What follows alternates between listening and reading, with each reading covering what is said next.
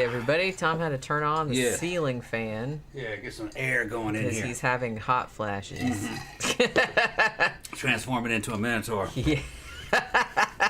Not BTK, hopefully. But we'll see how that goes. Holy crap.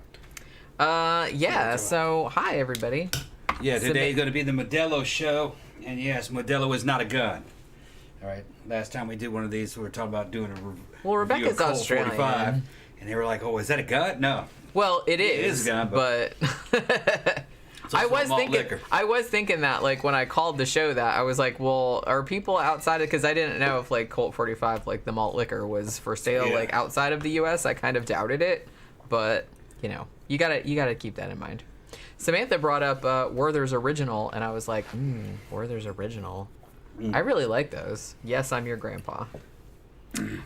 Zach says, also, Jen, is that a wig or your real hair? I can't tell anymore. This is actually a wig, although this is... It looks like her real hair, though. Well, yeah. I had to ask myself, I had to ask also, it's like, is that your hair?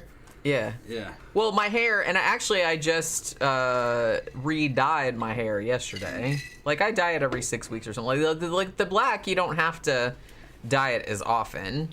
So I did re-dye it yesterday, so it looks good. But it's still, like, 3 different lengths. You know what I mean? Because I'm still, like, growing out the bangs, and I think the bangs are about this long. And then the shaved part underneath is about this long, and then the regular hair is, like, this long. So it still looks a little bit fucked up. You know what I mean? So I'm still putting a wig over it until it's all one fucking length. So we'll see how. Zach says Modelo sucks. Well, that's kind of... I don't know if we're hoping for that. Basically, like, Tom went out on a mission to the liquor store. And he's like, I'm going to go out and just buy something. He's like, I'm going to buy... Did you say I'm going to buy something disgusting? Yeah. Something that sounds really bad. Something that sounds disgusting. Something that sounds really bad. And so he came back with that, and I was like, well, I'm not sure, because that kind of sounds good. And it wasn't cheap either. Yeah, they were $3-something a can. Yeah, they're big cans, but we'll see. So now I'm kind of, since they were $3 a can, flavors of it. I'm kind of hoping that they're good, because I would hate to, like, have spent $3-something on the cans and them not be good. It's for the show. But it's imported into the country by, I think, fucking one of the American companies. I forgot which one it was. Schlitz? No. It's one of the American beer companies brings it in.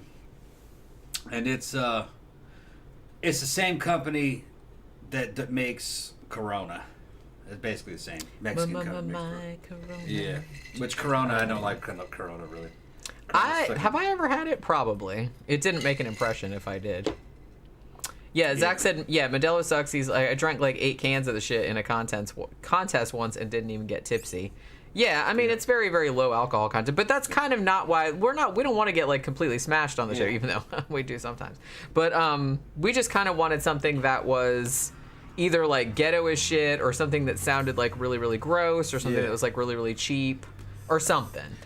This is a kind of a Mexican beer that you drink with ice in it on a salted rim.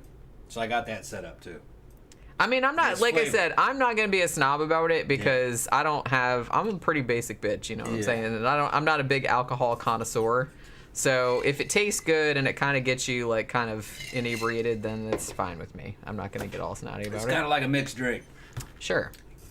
Some of them even put clamato in there. And Clamato. I can call it clamato.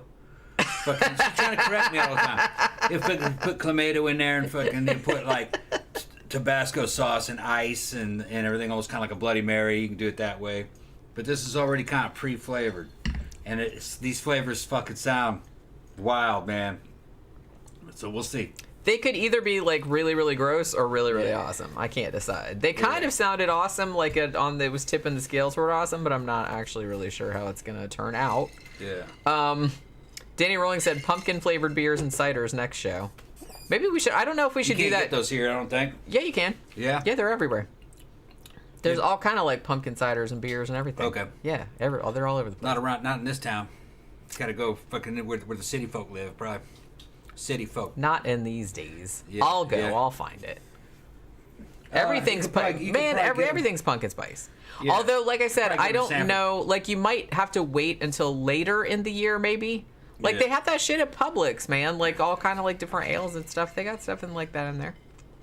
Everything's pumpkin spice. even out here in Redneckville. They got pumpkin spice I didn't know everything. they had that here. They got pumpkin spice everything. Okay. And I think I get it at the fucking Publix.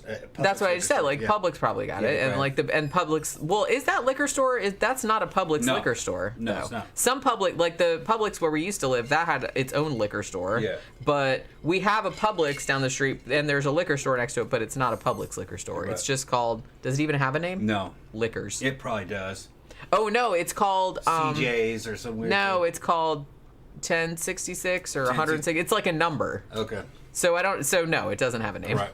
It's just no name. It's just like liquor store. You know what it is when you see generic liquor store is what it is. Let's see. Yeah, I wouldn't mind doing that, but I really like pumpkin beers and pumpkin ciders. Like honestly, anything pumpkin spice, I'm down for pretty much anything like that. So that would probably be good. It'd be like less of a waste of money. Zach said, Jenny, you should dye your hair a ginger color again sometime. I saw a picture of you ginger on an old episode, and you look good with that color. Well, thank you. Yeah, that's like my natural color. Well, my natural color now is probably gray because I'm fucking old as shit. Yeah. But yeah, I'm a redhead. But to be honest, I like that blue wig so much that for a while I was thinking maybe I should dye my actual hair blue. But then I was like, but it's just so I didn't have to wear a wig all the time. Yeah. But I don't know. I kind of feel like it's much easier to just dye my hair black, and if I want like different colors, then I can just like put different color like wig on, because I had my hair dyed bright red and it looked awesome like for a while, but it's so high maintenance. You gotta like, continue to dye it. You have to dye it like every time, like, and every time I had to like put red dye like in the conditioner and like comb through the conditioner, because otherwise it'll fade like immediately. Yeah. And plus, it stains everything. Yeah, all the pillows would be fucking all red. The pillows, the inside of the shower, yeah. like everything was red. You know what I mean? And let me see. I saw something else. There may be a better dye you can get a hold of that'll do. There is, like, if you go to like Sally, like if you have like a if you know what you're doing, you could probably get it real right. Well, okay. Now I didn't even know that this was a thing, but I was watching Jade the Libra, and she has a beautician's license. She like does people's hair. Now normally, she keeps her hair, she likes her hair like silver, like silver white. So she keeps it like that. But last year, she dyed it bright orange, and it looked awesome. Like, it looked really, really good. But like I said, she's a hairdresser and a beautician, so she knows how to do that. And she said that the particular kind of dye that she uses, it only sticks to bleached stuff. So even if you get it on your skin and stuff like that, like, it doesn't. And I was like, holy shit, that's even a thing now? But yeah, it only like like you have to bleach your hair first, obviously, but I don't know what color her hair is naturally. But yeah, the orange looked like really cool. I don't know if she's gonna do it again this year. She was talking the other day about doing another color, but the orange looks really nice. I liked it. Jenny the Mighty Booze Hunter. I'm gonna go find some pumpkin spice shit. That's probably like we should do pumpkin spice all fall. I'm excited because it's not. I mean, I know it's not officially fall until like, you know, the equinox or whatever, but I'm just kind of like, I'm just excited that it's not August anymore, even though it's still kind of hot. Although, last night, it was kind of cool out. It was like 73, right? Yeah, it's getting cool. Which is crazy. No, it gets cool every day, a couple times yeah, well, week, not usually this early in the year. Like, sometimes at night it does, or like very early in the morning. But maybe because it had been raining and shit like that. But yeah, like last night, last evening, it was like 73 degrees. And I'm like, holy shit, that's crazy. That's crazy. Michael Schaefer says, damn, Tom, you keep up with them roids and you will end up not being able to scratch your nose. No. Or wipe your butt. No. I'm nowhere near big. I'm actually not big. I'm maybe weigh 190. I don't weigh that much. It's just shape, man. It's shape. Okay. It's not size, really. It's shape. Mm-hmm. Rebecca says, my hair is natural red. I put a rinse in it to tone it down now and then. I mean, I liked my red hair, but I don't know. I just think the black is more versatile, and it's just much easier to have different colored wigs instead of trying to maintain. I did really like having my hair bright red, but man, after a while, it just got to be such a pain in the ass, like, keeping it up. And I had to bleach it, obviously, like, to get it, and it made it a little bit crunchy, you know what I mean? Yeah. Zach says, fuck Indiana weather. It was so goddamn beautiful last fall, and I hope we have an actual fall this year. Autumn is my favorite season. Yeah, mine too. I wish I lived in New England. Yeah, that's one of the things that I never really liked about Florida. I just wish that we don't have any seasons. There's no seasons. There's man. seasons here. It's just that there isn't a winter. No, I mean, what I mean is, like, there's really no clear delineation between the seasons. And, like, don't tell me I've lived here my entire life. I was born here. There's really not really... I mean, it's not substantial. It's nicer in winter, but it could still be... Like, it's not crazy. It doesn't snow. Yeah. It's not crazy, like, for Christmas Day to be, like, 80 degrees. Yeah. That's not crazy. That's happened lots of times, like, over my lifetime, and I'm not a fan of it. Southern California has no weather. Not a fan of it. It's like air-conditioned all year round. So, we talk about no seasons. The place that has no seasons is California. Well, yeah, that's what I mean. I don't really like any... I kind of like a variety, you know what I mean? Now, I don't like hot weather. I don't. I'm going to go make that drink. Okay. Oh, you're starting early? He's starting early. Half Naked You said, haha, my boss thinks I'm working. Yeah, hey, that's all right. That's all right. Dark, authentic red hair ginger would look good. I did have it... I was kind of experimenting with different colors, like, for a time. Like, because I bleached it out. And then I think it was... I did it purple for a little while. Like, kind of, not lavender, but kind of like a medium purple. That looked nice. I liked that. But I didn't keep that too long. And then... I did like a dark red, like a cranberry type color. Was it cranberry?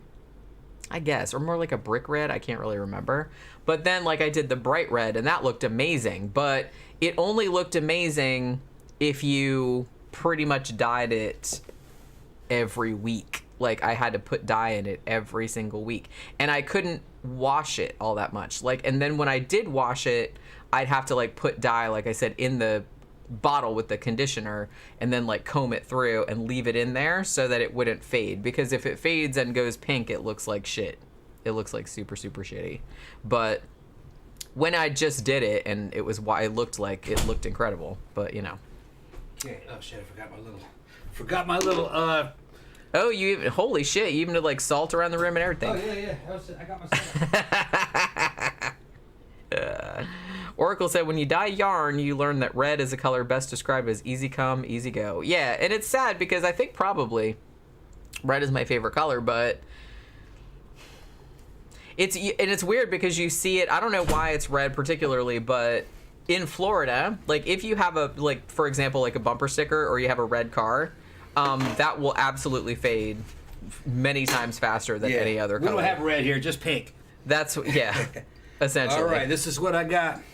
Modelo, it's a chelada, okay? And it's spicy orange. Spicy orange. Spicy orange. I guess that doesn't sound bad. We'll see. We'll see. Tom's going to try it first and tell me what he thinks about it.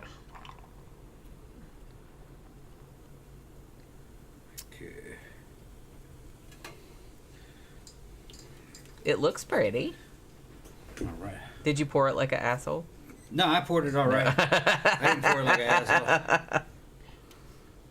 I always make a reference to beer and board games because Matt he just pours it and like lets the big head, and he's just like, look, I poured it like an asshole.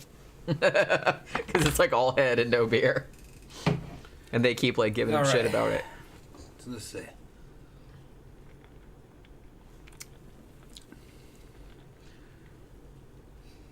I'm not really sure what that face implies. Try it. You just I don't know if that's really good or that's really terrible. I liked it. Ooh, it smells good. I liked it.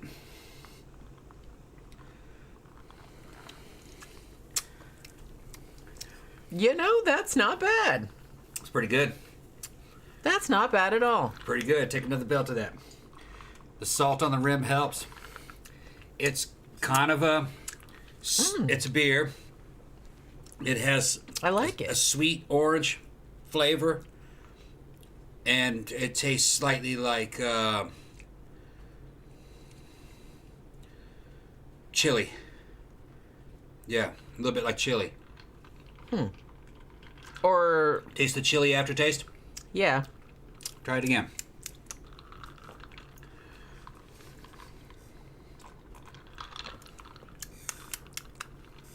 Yeah, I see what you're saying. See what I'm talking about? Mm-hmm. It's nice. It is, actually. That's actually... I would buy that again. Yeah. I would actually buy that again. That is actually, like, quite refreshing. And then that sweet and salty is mixing off that rim.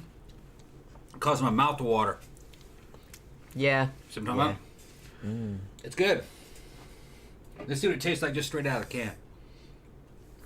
I mean, everything's always better over ice. I'm gonna say. What's it like out of the can? Okay. It's okay. It's better like that. Like I said, it smells good. Yeah.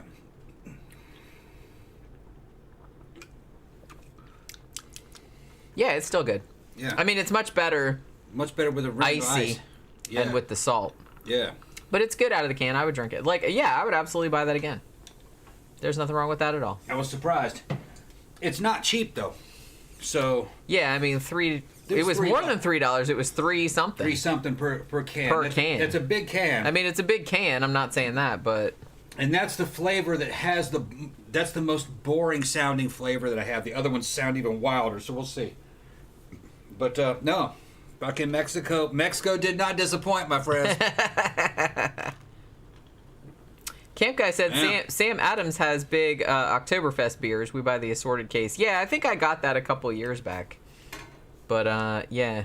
It's a lot better than Colt 45. Yeah, and that wasn't bad. That wasn't bad. That wasn't bad actually. But that's actually a lot really better. nice. I like that. It's some salt. Okay. No, turn it. There's no salt on there. There you go. Well, I can't. You're drinking all the salt. Yeah. You'll see what I'm talking about. It'll make your mouth water. Yeah, I know. Yeah. Hugo said regular Modelo is a good beer and dark Modelo is better than Guinness. That's quite a bold statement.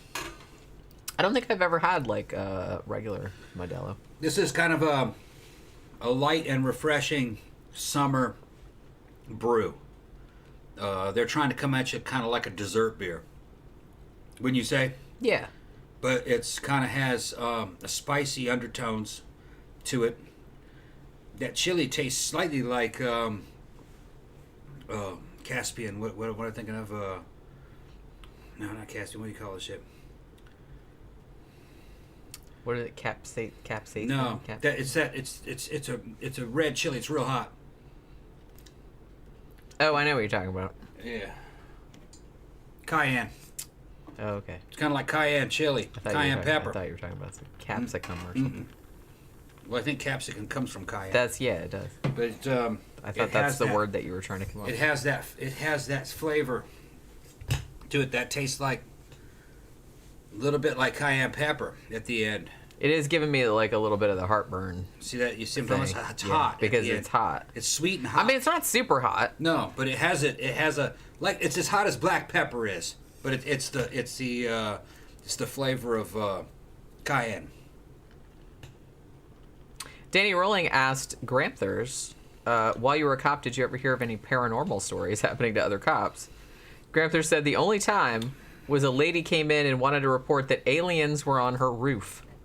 I asked, as in Mexicans? Yeah. No, she said, as in aliens from outer space. Yeah. Well, you're going to have to, like, give me some more information about that. Like, so did you go out there and did you actually see any aliens, or... Zach says, Jenny, have you seen Copycat? Yes, I have. I actually think I saw it in the theater now that but I don't think I've seen it since then. Sigourney Weaver said it's the performance she's most proud of. I remember it being really good because Holly Hunter was in that too, right? And I really like her. Honestly, I've been wanting to like rewatch that movie because I think it came up on one of our streaming services. I think I even put it in the Patreon poll like a couple times, but it never won.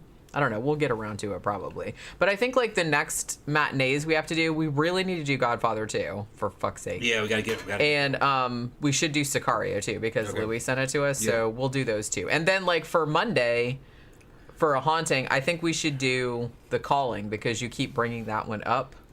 You know what I mean? I'm pretty sure that that's the one with the guy that's like, this is my house. I'm pretty sure that's that one. Okay, yeah. Where somebody said it was that one. Okay. Because I wrote it down like last time, so I was like, the black ghost. Maybe we should do. Most of them things the fucking ghosts are white. This is a black ghost. I wasn't expecting that. Fucking white ass. Yeah, that was the black ghost. You see, they would say, "Oh yeah, of course, white people to come back and ghosts," but you never hear about black people come back. Well, because they're just like, "Fuck that, we're not doing Sally's house, I think she was It was a female black and female ghost. Oh, was it? I don't remember that episode. It's been a long time. Well, they're only 13% of the population, so I guess it's just less likely on this continent. Over in Africa. Well, and maybe they just can't be bothered. You know, it's like they die, and they're just like, why the fuck I want to hang around here? God damn. I'm going to the next button. Yeah. Bye. I don't want to hang around haunting you, motherfuckers. Yeah. Shit. I got better shit to do. Dude in his fucking cowboy house. This is my house. Hey, yeah, okay. You got it, bro. I'm out of here.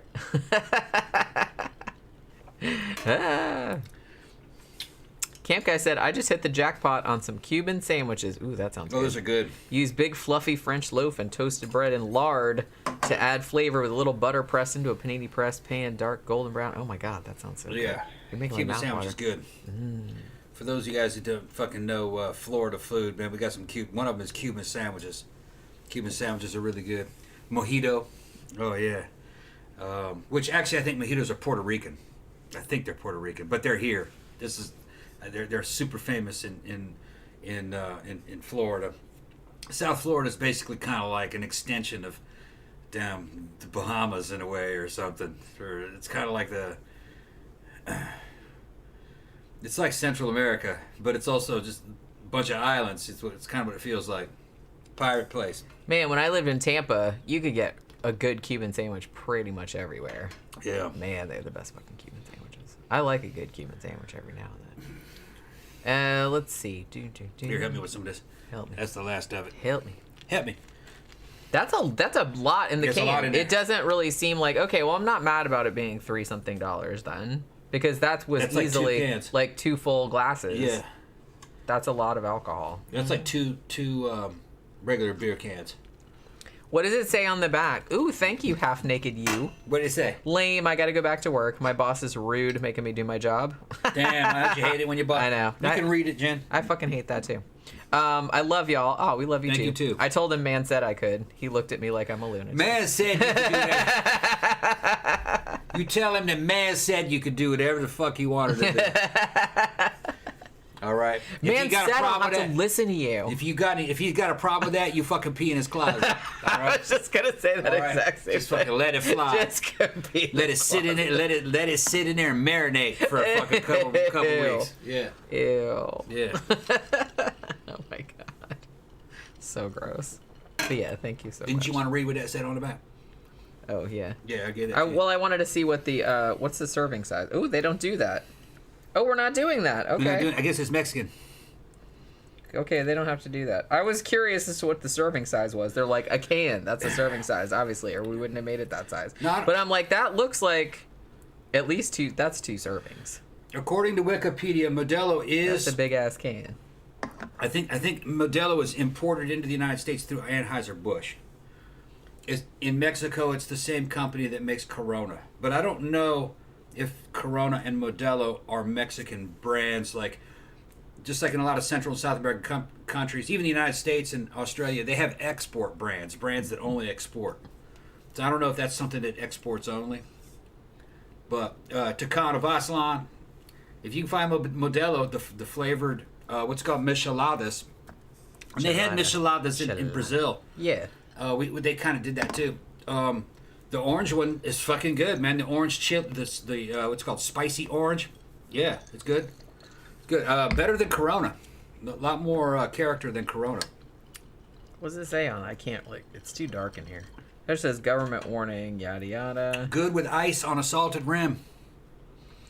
3.5 alcohol by volume. So it's weak as shit. It's weak, yeah. Yeah, it's weak as shit. Brewed and canned by Modelo, Mexico. Imported by Crown Imports, Chicago, Illinois. Made with natural flavors. That could mean pretty much anything, because pretty much everything's natural, really. Yeah. I mean, to greater or lesser degrees. Yeah, it doesn't really have... Isn't that interesting that it doesn't have... Maybe alcohol doesn't have to have that. Like, you know how food has to have that... Yeah. The label on it? But it does have an orange flavor. It is very orangey. Yeah, let me see it. Yeah. I like it. I think it's good. Yeah. It's just a light, refreshing beer. Yeah. Flavored beer. Nothing wrong with it. It's good. That's what you'd have on a hot day. Yeah. Gramthars says Sicario has one of the most real police gunfights in movies. So yeah, we're gonna do that. We'll either do it Because like I said, we gotta do Godfather 2 at some point, because somebody, like, they sent it to us a long time ago, and we still haven't got to it. We did the first Godfather, but and we gotta do this one. So we'll do those either like Sunday or Tuesday. Zach said, "Oh shit, can we talk about how surreal it is that the Queen died?" Honestly, it's like, I saw that. It's surreal that she was still alive after all this time. That's what I was just gonna say. I'm like, man, she was old as fuck. But I guess that's what happens when you live your entire life in luxury and have the best of everything. Like, you can fucking live forever. You know what I mean? Like, well, not forever. They had a lot of money. A long time. Yeah, that's what I'm saying. So she was cute when she was young. Real cute. She was, yeah. Real cute. But she got she got queened when she was what, 26? Yeah, something like that. She was young. Like when she got turned into queen. Like back in the 70s, you know, when she's doing the little fucking queen coronation things and the little things that they do. The little things that they do. Yeah. She was cute. whatever the fuck it is that they do, I don't really know. Probably not fun to hang out with, though. I don't really imagine that anybody that lived a life that sequestered or that isolated from normal people would be all that fun to hang out with, you know? Yeah. Because you really have to think they live their lives in such a bubble, not only because of their money, but also because they're, like, really, really famous. They can only travel in certain circles. That's what I'm saying. So it's like you can't really, like, hang out with them just, like, as a normal person, because you wouldn't have anything to, like, relate to them about. What was it? One of her sons, this guy, or it was her son or her husband or whatever, said he wanted to come back as a virus and wipe out the fucking human race. That was fucking weird. I saw him say that. He said it like half jokingly, but you just like, you don't. I didn't think he was joking. Yeah. Now, was that? Is it Prince Philip? I think it's. Was her husband Prince Philip? Yeah, I don't know. I think. Okay, if that's who I'm thinking of, then yeah, he was always kind of like a joke in the UK because he would say like this fucking crazy shit, and they were just like, whatever, okay. Like, I know there's some British people here, so please tell me. But I remember, I think it was like, I remember Eddie Izzard making a bunch of jokes about it. It's like, it's Prince Philip, he's a card. What's everybody saying in there? They're talking about The Crown, that show, which they said, yeah, that's like the best drama I've ever seen on TV. I think they spent $15 million per episode. John Smith said, there was a funny scene yesterday, people trying to sing God Save the Queen outside Buckingham Palace. But it had to stop because no one in the UK knows the words. That's excellent. I love that. They said that the Queen was real into TV. She liked Doctor Who. Huh. So, you know. What's up, Dave? Hello, just got out of work, stopping at Taco Bell on the way home, and then getting ready for a great Friday night at Mannequins. Okay, yeah. Mm-hmm. We haven't been to Mannequins in a while. We should probably go one of these days. We just haven't had much money. Yeah, money and time. There's a bunch of other stuff happening, and I was thinking he was talking about going out, and I was thinking I want some tacos, and then I was like, the thing is I got to make some more refried beans. I got to go down there and fucking put those in the Instapot. I like having refried beans on hand because for some reason I wanted a bean taco. Just weird how. And like the drunker you get, you'll probably be like. Although last night he made a meatloaf. Yeah, made 2 meatloafs. You made two little meatloafs. Yeah, it's enough. Because that was the thing. Like you'd made a baked chicken prior to that, like Wednesday night, I think. Like, but then last night, I don't know. It was probably like 6, 7, 8 o'clock. I was prepped up to go though. It wasn't hard. Okay. I was watching MasterChef. Yeah. Because I watch because they do the 2 episodes on whatever fuck channel it's on, Fox. I watch it on Hulu like the next day, and they put up 2, and so I was watching that, and he's like, "I'm gonna go down and make some meatloaf," and I'm just like, "I got another one." Godspeed. Got another one sitting down there. Do you really? Yeah. We had some for lunch. Had some for lunch. We gotta eat up the taco meat. Well, that's fine too. Yeah, I got a little bit of that left, and then meatloaf or taco. That's fine with me. Let's eat up the taco meat. Yeah, he's like, and now he's all. Gotta get rid of. Now he's all like fixated on tacos. Yeah. Well, it's only 2 pieces of meat. I mean, don't start. We're only like half an hour in, so you're not gonna be able to eat tacos for like a couple hours. Like, calm down. John Smith said, Prince Philip is famous for saying fucked up shit in public. Yeah, see, I thought he was. Yeah, he was on the side of the road. Such as asking an ambassador from an African nation if he still ate people. Yeah, he says like really, really dumb, like out of touch stuff, and it's almost kind of like, I kind of feel like it's like a running joke over there.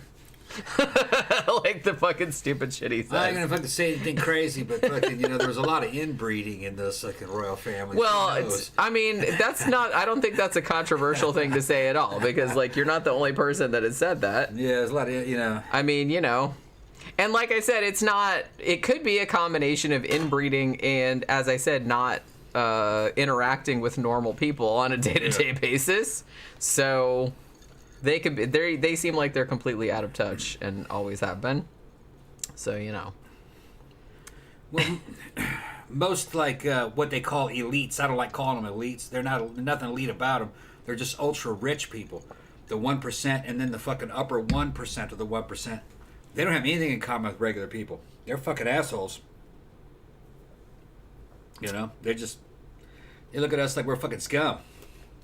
John Smith said, but fun fact, Prince Philip was worshipped as a living god by the cargo cults. I remember reading something about that. We should do a show about cargo cults. Have we ever done that? No.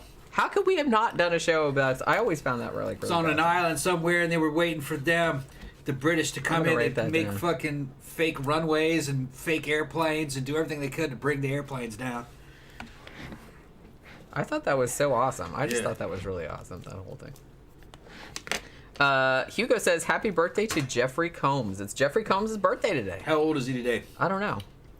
Happy birthday, Jeffrey. We love you. We love you on the show. Please come on the show. We never asked him. I'm scared to. We'd have to get a whole. You need to show befriend him, and we can have him. Jeffrey Combs. If you ever seen, maybe he could come over. I don't know where he lives. He probably does live around here. He might live around here. He could come over and we could drink and you could make some dinner. It'd be super fun. Talk about the resonator. Right. Yeah. We'll get him super fucked up. It'd be hilarious. Yeah. Combs loves to drink on when he's on shows as a guest. He can control it. But I'm an experienced drunk. I can see it in another man. He goes, I'll be back in a second. Okay, you go over there. I'll be back in a second. He goes and fucking takes. Yeah, we were watching that, and I'm like, oh my god, he's over there like getting fucked up, and I was like, and I love it. Oh, it was so funny though. And he still fucking he can hold it. Okay, he comes across as Jeffrey Combs, not drunk Jeffrey Combs. He just comes across as Jeffrey Combs, But I know he's fucked up. He just seems like he'd be like a fucking hoot to hang out probably with. Fun, yeah. He just sounds like, because he's kind of weird, but like in an awesome way. Yeah. He just seems like he'd be a fucking hoot.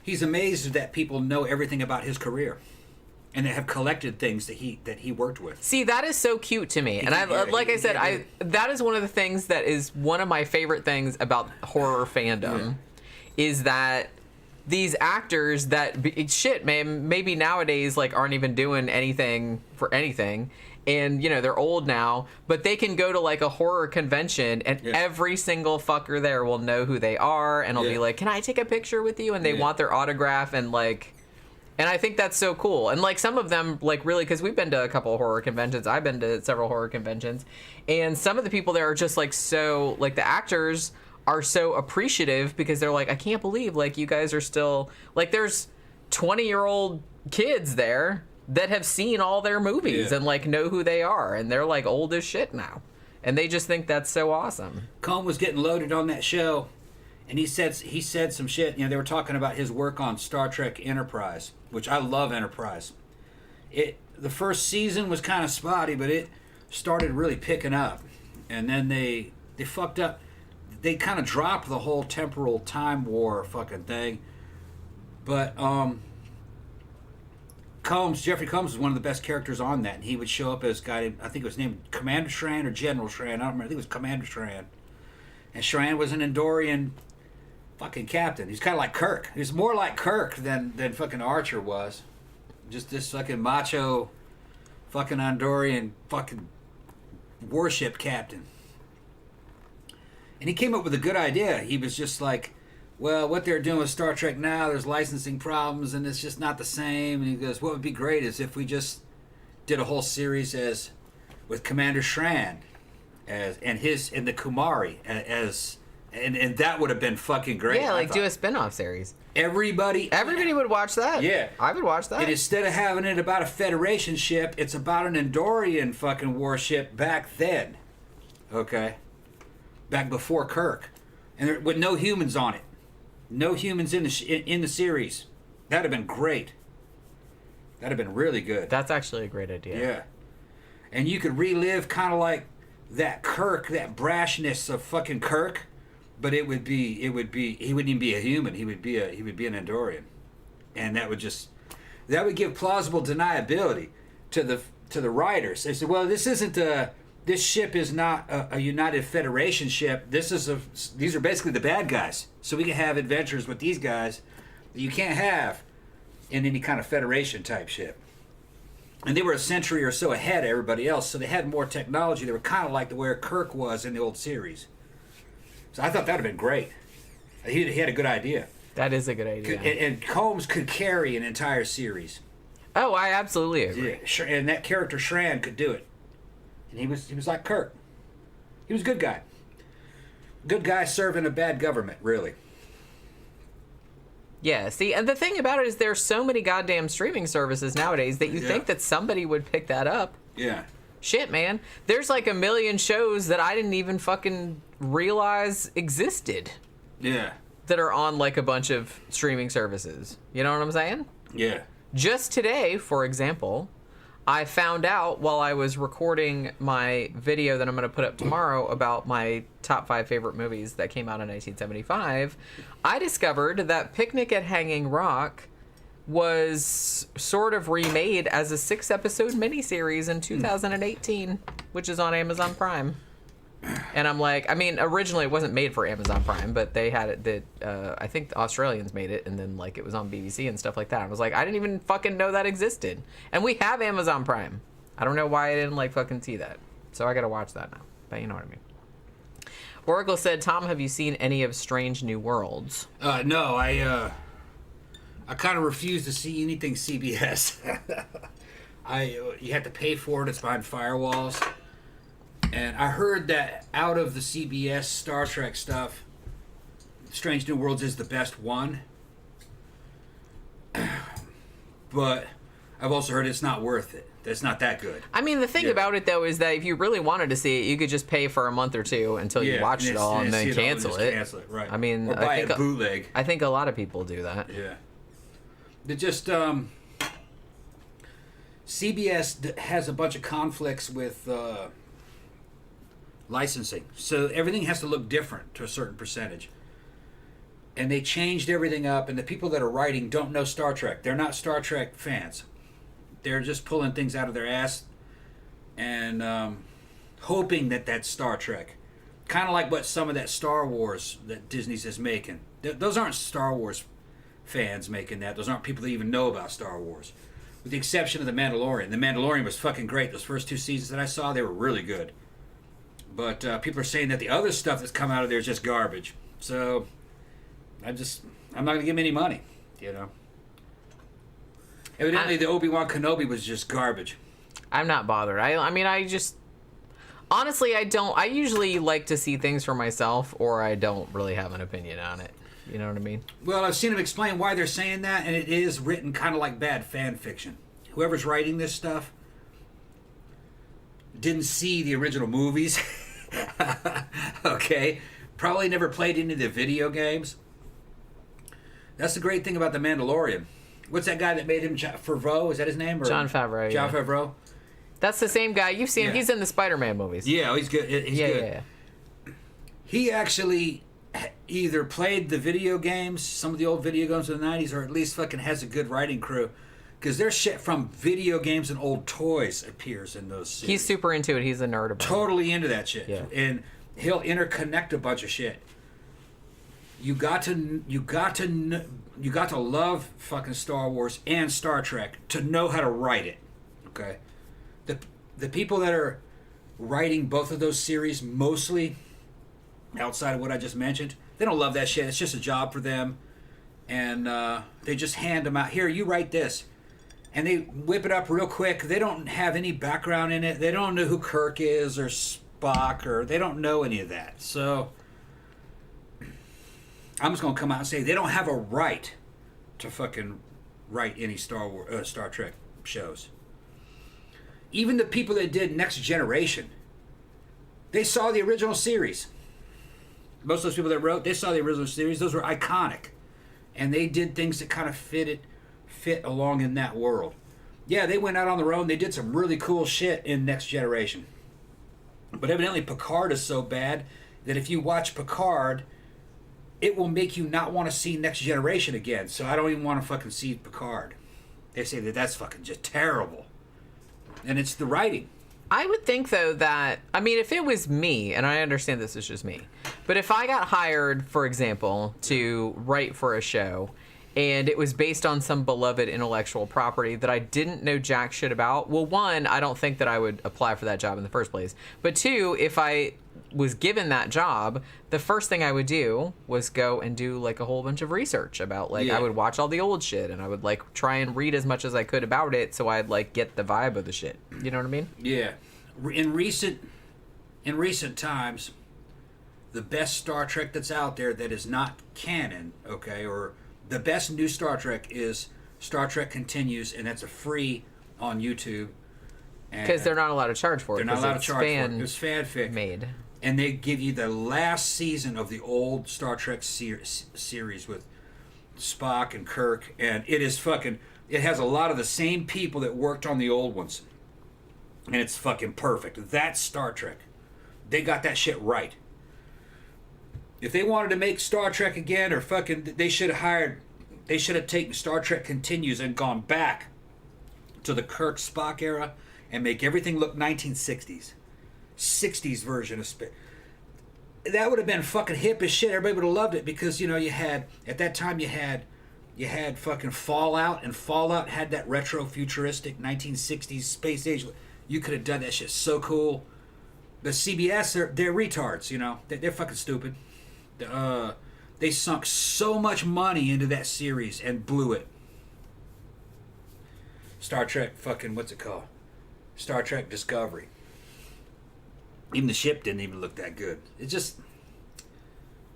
I kind of feel like if you're going to do that, at least probably like retro is the way to go. Yeah. Because it'll make it more distinctive. Yeah. If you just try to make it like just a generic sci-fi thing, it's going to be just a generic sci-fi thing. That's what it is now. They say it's generic That's sci-fi. what I mean. And like, because in the ensuing decades, we've had so much sci-fi that looks a particular way that it's like if you want to like make yourself stand out, you have to go back and like make it kind of retro. Yeah. And that would totally work. Everybody, would. like, people love retro shit. Yep.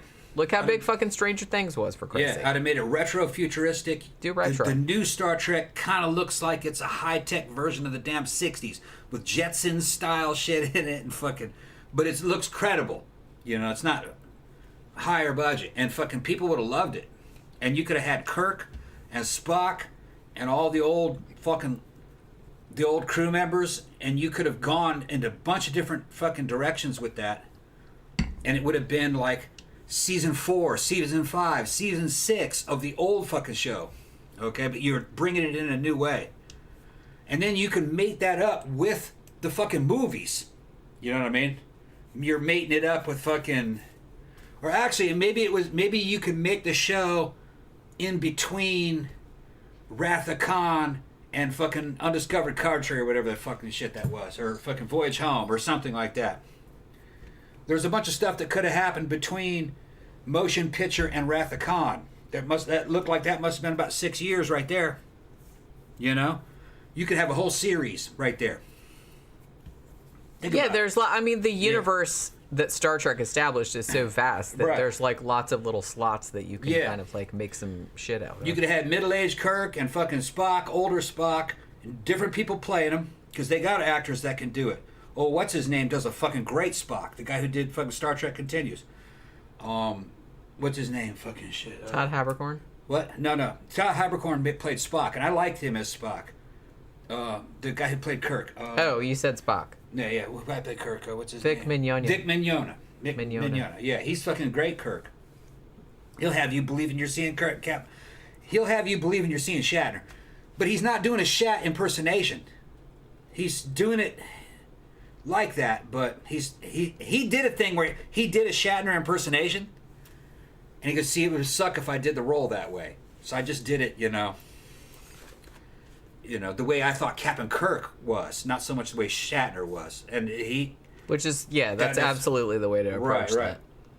It's funny because I've been watching, like I said, The Unexplained on Hulu, which has William Shatner as the host. Yeah. And he just cracks me up on there. Because when he does, the introduction, whatever the show is about, I think the last one I watched was about, outrageous robberies or something. They talked about the collar bomb murder and all that, robbery. And he's just always kind of but what if the thing happened like that?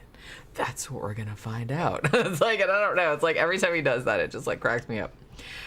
Rebecca said, bloody streaming services. I can only afford Netflix. Very few streaming services are available in Australia. We need to buy an $80 Australian dollars VPN to then access and pay for a streaming service. That sucks, man. We have, let's see. Tom pays for Netflix.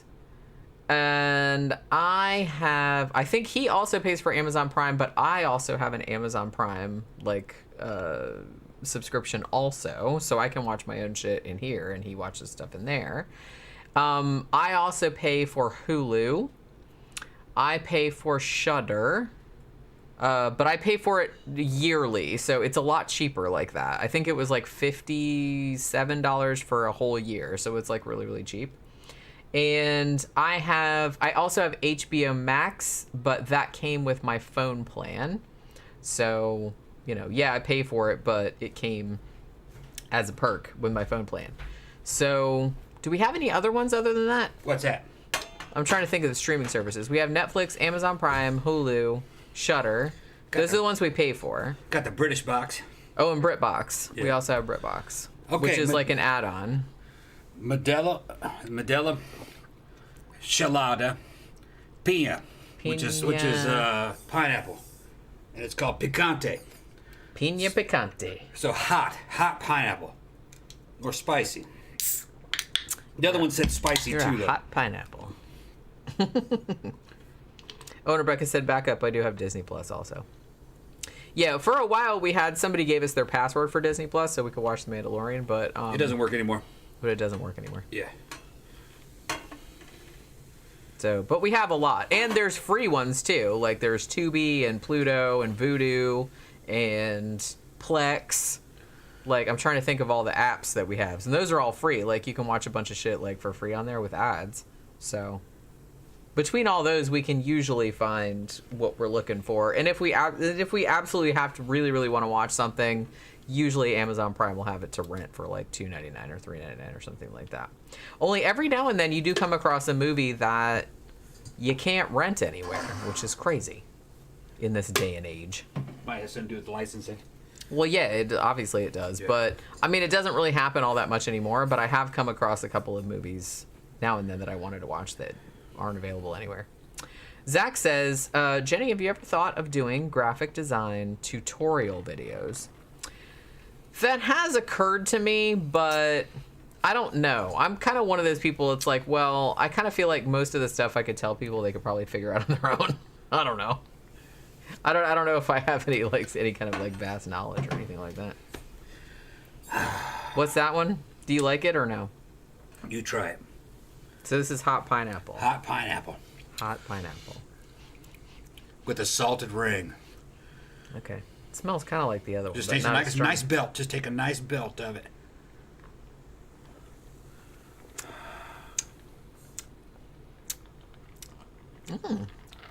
I love it. All right. That's pretty good. I think I like that better than the other one. I don't know. That's pretty damn good. That's pretty damn good, too. Mexico fucking delivering. Yeah, that's actually pretty nice. It's not hot, though. I think the spicy orange... Yet. Well, the spicy orange one was hotter. Yeah. That one doesn't seem hot to me, because like I said, if stuff is hot, it'll give me immediate hot. Picante is spicy. Okay. Yeah. This just says picosa. Does it say picosa? Picosa. Picosa. No, it's got an A. Picosa. Yeah, that's what I just said. Just hot. Spicy and spicy. Yeah. It's spicy and more spicy. More spicy. It's not that spicy. Yeah. The spicy orange was more spicy. That's what I'm saying. But spicy. Oh, okay. I thought that was the other can. Okay. Yeah, that's good. I'm favorably impressed. That's good. That is quite good. Again, I would buy that one again too. That's actually, Yeah, I'd be a repeat customer. That's quite nice. That's good. It's good. Quite And nice. it has a nice Caribbean, Central American flavor to it. If you're in Europe, if you can get it, try it out. Try it out. Definitely designed for hot weather. Danny Rolling said, "Does it taste like pineapple?" Yes. It does a bit. Yeah. Yes. Yes. It tastes more like pineapple than anything else. Yeah. It smells like pineapple too.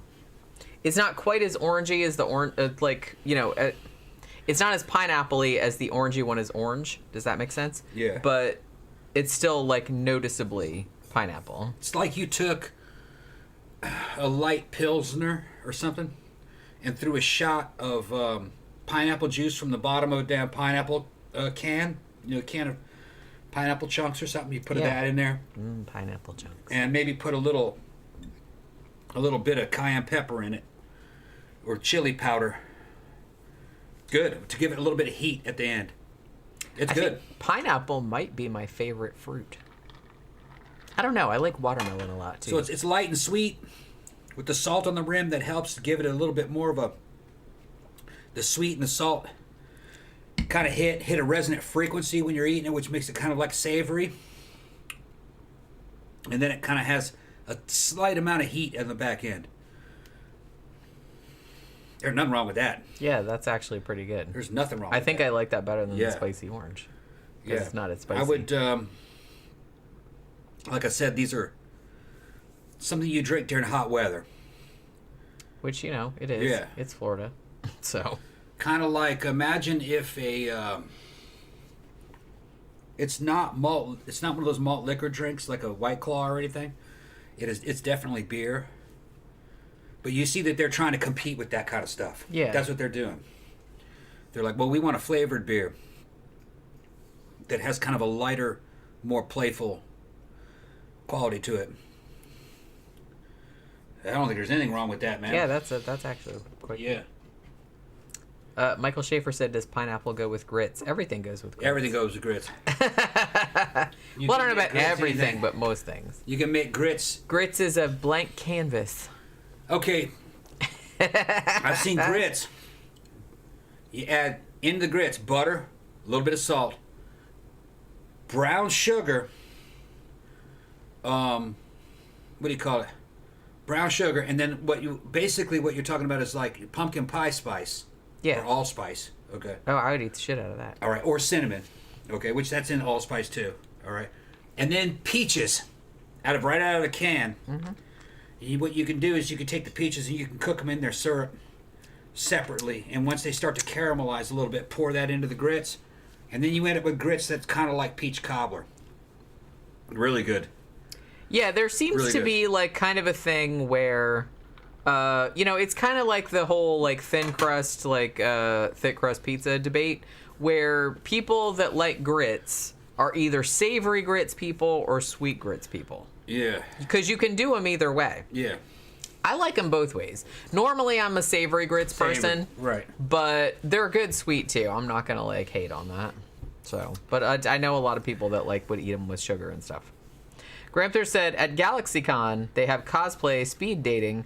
Trekkies never romantically dig Star Wars people, and vice versa. Debate and discuss. But I've actually That's hilarious. Saad from Saudi Arabia, who's a fan of the show, he sent me a link showing a quick recipe. Some black dude in Louisiana doing shrimp and grits with the cheese, and he was like, "Yeah, that does look good." Now that one had bacon in it. He's Muslim. He cannot eat bacon, but I said you can use turkey bacon or you can omit the bacon. Yeah, I mean, Just you I've don't had need the really bacon. good shrimp and grits without Without the bacon bacon. in it. It doesn't need to have bacon in it. Yeah, but shrimp and grits is another fine way of doing grits. Shrimp and grits. Whew, makes me want some. I got a shit ton of it. I know we haven't. Well, And I even got fucking Velveeta cheese. and cream. And we haven't even been to Chantel's in a long time. They make amazing shrimp. Yeah. Well, she uses damn coconut milk in hers instead of grits. That's why they're cream. That's why they're so good. Well, that's I mean, and like we've said, like they don't. We usually, if we end up at Chantel's, it's like the middle of the night. Yeah. Because it's right next to Mannequins, but they don't do shrimp and grits in the middle of the night. You have to go in the daytime to get that. But in the middle of the night, they have chicken and waffles. I think that's their main thing, but they mostly just have kind of like fried, like catfish and stuff like that. I saw something you'd probably like. What's that? Small pancakes. Yeah. With 2 eggs, okay? Mm-hmm. And you can kind of like soft boil them or hard boil them or something in little cups. Then you put over the top. You put that on top of the pancakes, right? And then you pour hollandaise sauce on it and guacamole. It's supposed to be pretty damn good. Yeah, hollandaise and guacamole. Okay. And it's supposed to be kind of like a different take on eggs Benedict. Yeah. Okay. Which is also delicious. So instead of sweet pancakes, it's savory pancakes. Well, yeah. Again, a pancake is a pretty. Yeah. That's a pretty blank canvas. It's really kind of just like a quick bread, right? Yeah, you wouldn't need the waka sauce. What do you call it? Guacamole? You wouldn't need that. You could just do poached eggs and hollandaise on pancakes instead of English muffins. See? Sure. That'd be good too. Cheese would probably be good if you put them in between. Swiss cheese. Slices of Swiss cheese in between the pancakes. Sound good? Yeah. Okay. Well, see, that's the nice thing about all the American-style breakfast foods is all of them go together. It doesn't matter, like, if it's sweet or savory or whatever. You could do any combo of that shit, and it's delicious. Swiss cheese and slices of ham. It's like, I'm going to have pancakes, and then I'm going to have, like, some sausage, and then I'm going to pour maple syrup on it, and then I'm going to have, like, eggs, and that also has maple syrup on it, and it's all good. Yeah. With hash browns, it all goes together. I saw a video of some it all goes together. Some Irish people freaking out over fucking pancakes. They liked them. I love pancakes. I used to make them. I used to make them all the time. Pancakes, bacon, the syrup, and the damn butter. Although when I make pancakes, like I'm not hating on like the fluffy, like the big fluffy ones, but I tend to like pancakes that are more like crepes. Yeah. I like really, really thin. With pancakes that are a little bit crispy on the edge. You just water them down and make them thinner. That's what I used to do. Like I used to make them. Just water it down. Because they would say like you get the pancake mix and they're like I don't even remember what the ratio was, but I would use skim milk usually, and then I would use like way more than they told me to, so I would make them like really thin. When those Irish people were eating those pancakes and everything, it was pancakes, eggs, bacon, and syrup, and they'd never had them. These are fucking great. And the Irish girl says, "I don't like that syrup." She says, that ruins everything. It's like cough syrup. And she goes, this would be so much better with beans. And they fucking went, get the fuck out of here. They fucking, hell no. That was one of the weird... Look, I'm not hating because... Yeah. Well, yeah, that was one of the weird things when I was in the UK. Like, well, because... they turned on her. They says, you'd never put beans on this. Yeah, but the thing about it, though, is that the full English breakfast, which is kind of similar to the one we have over here... But they always have like beans with their like bacon. Like it's kind of like like canned beans. Yeah. And I've seen too, like when I first moved over there, like back in the 90s, sometimes they would have like canned spaghetti on toast. Oh God. For breakfast, which I was just kind of like terrible.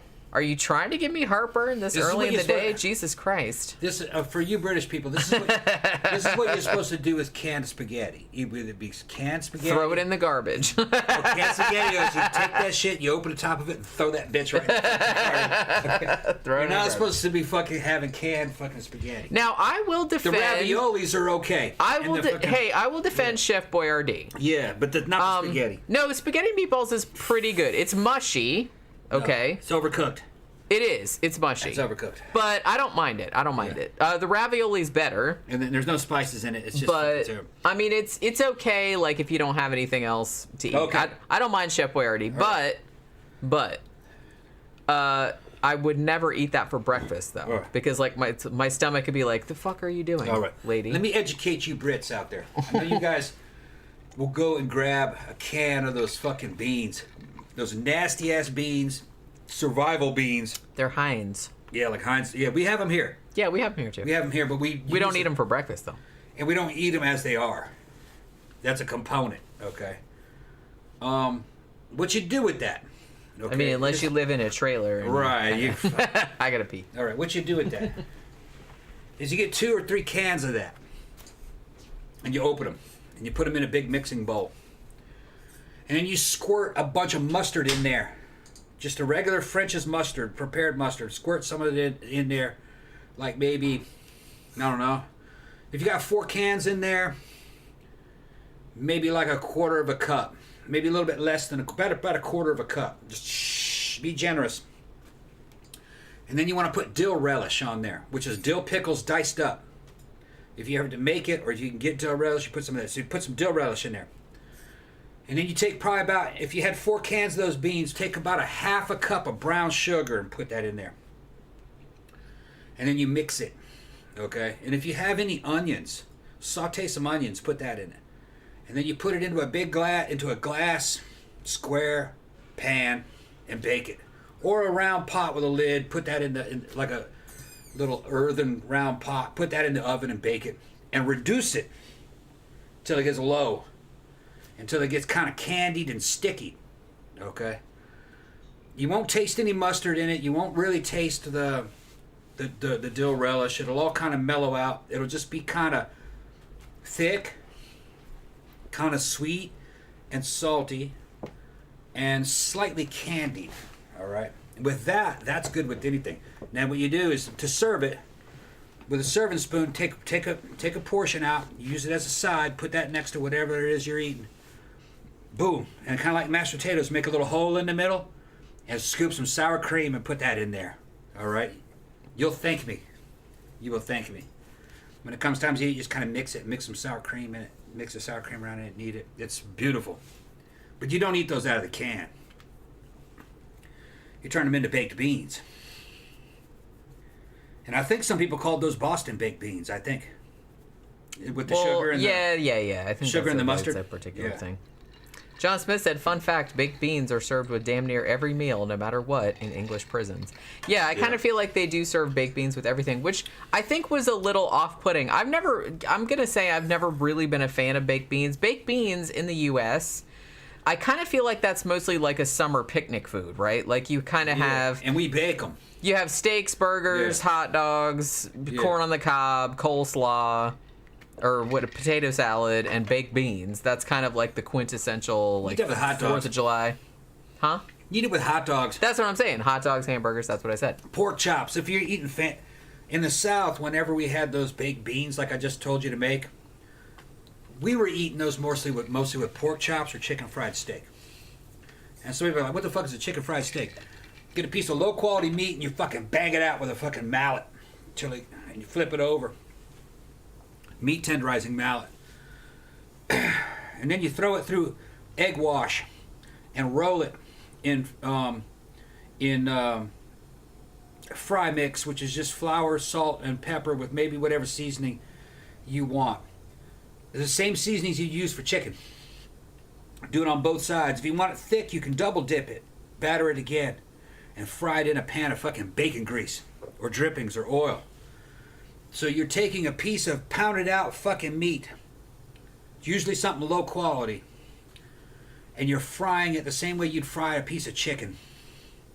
And you take that and you put that on a plate, and you put country gravy on it, which I got a recipe for that in our recipe book. It's a white gravy with black pepper and little pieces of sausage. Yeah, it's like a peppery white sausage. It's a peppery white sausage. You're going to put that on top of it.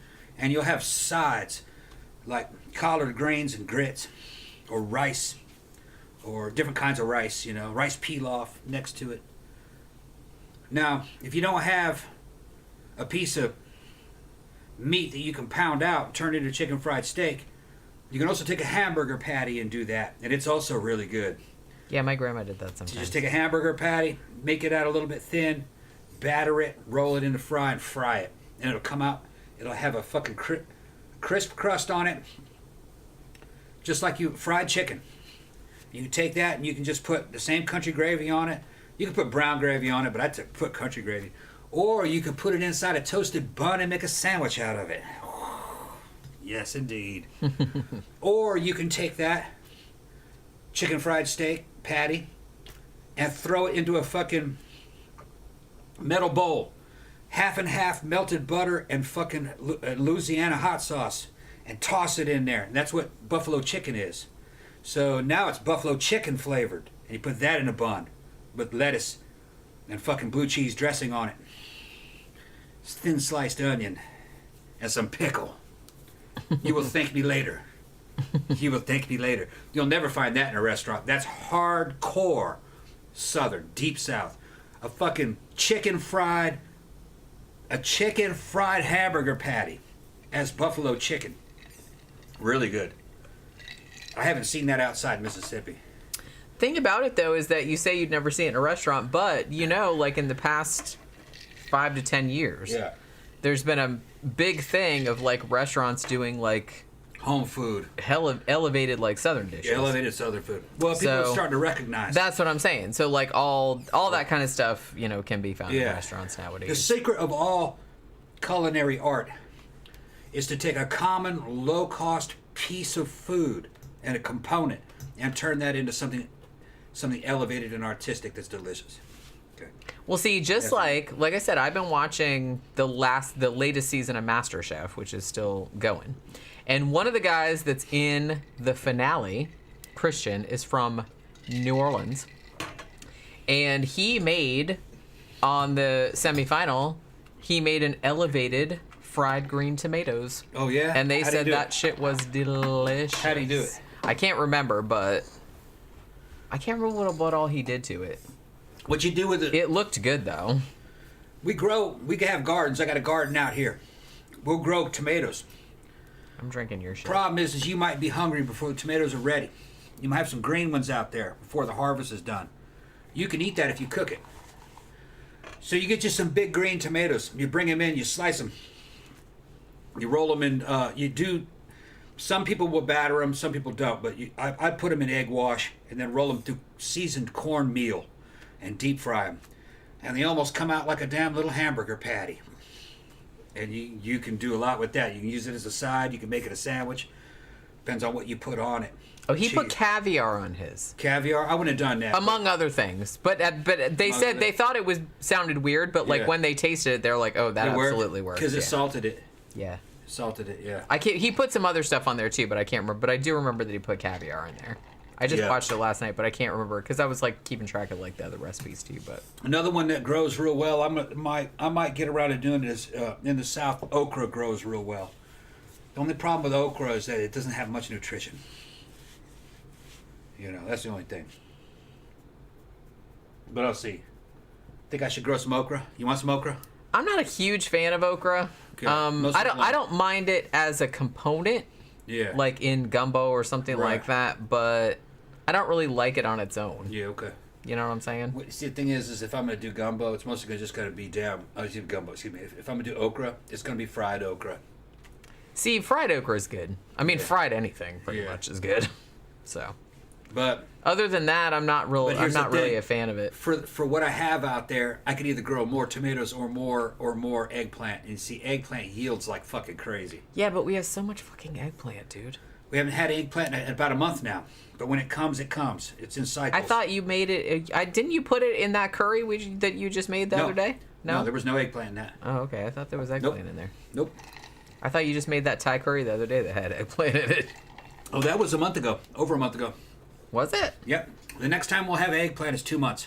Okay. Yeah. That's weird. I thought you just made something. No, when it comes, it all comes at once.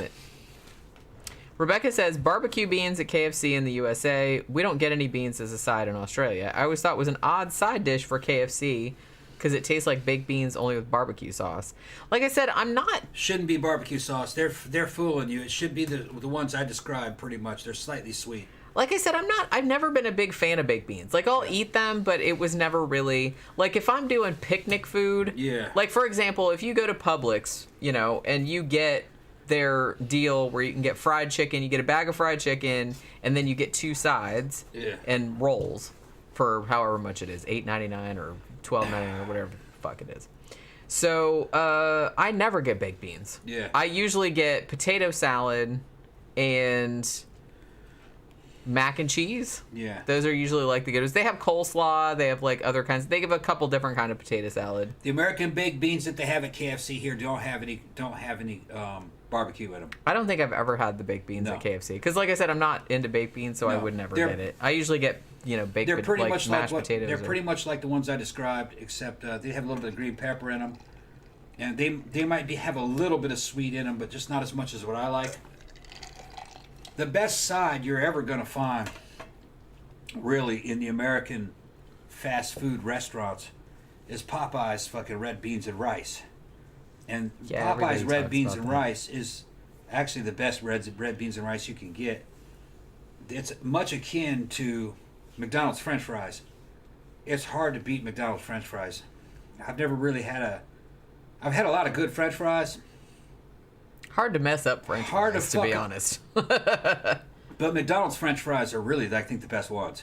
That's kind of like the standard. Although, like I said, I was a big fan, and I don't even think they do this anymore. This was like a long time ago.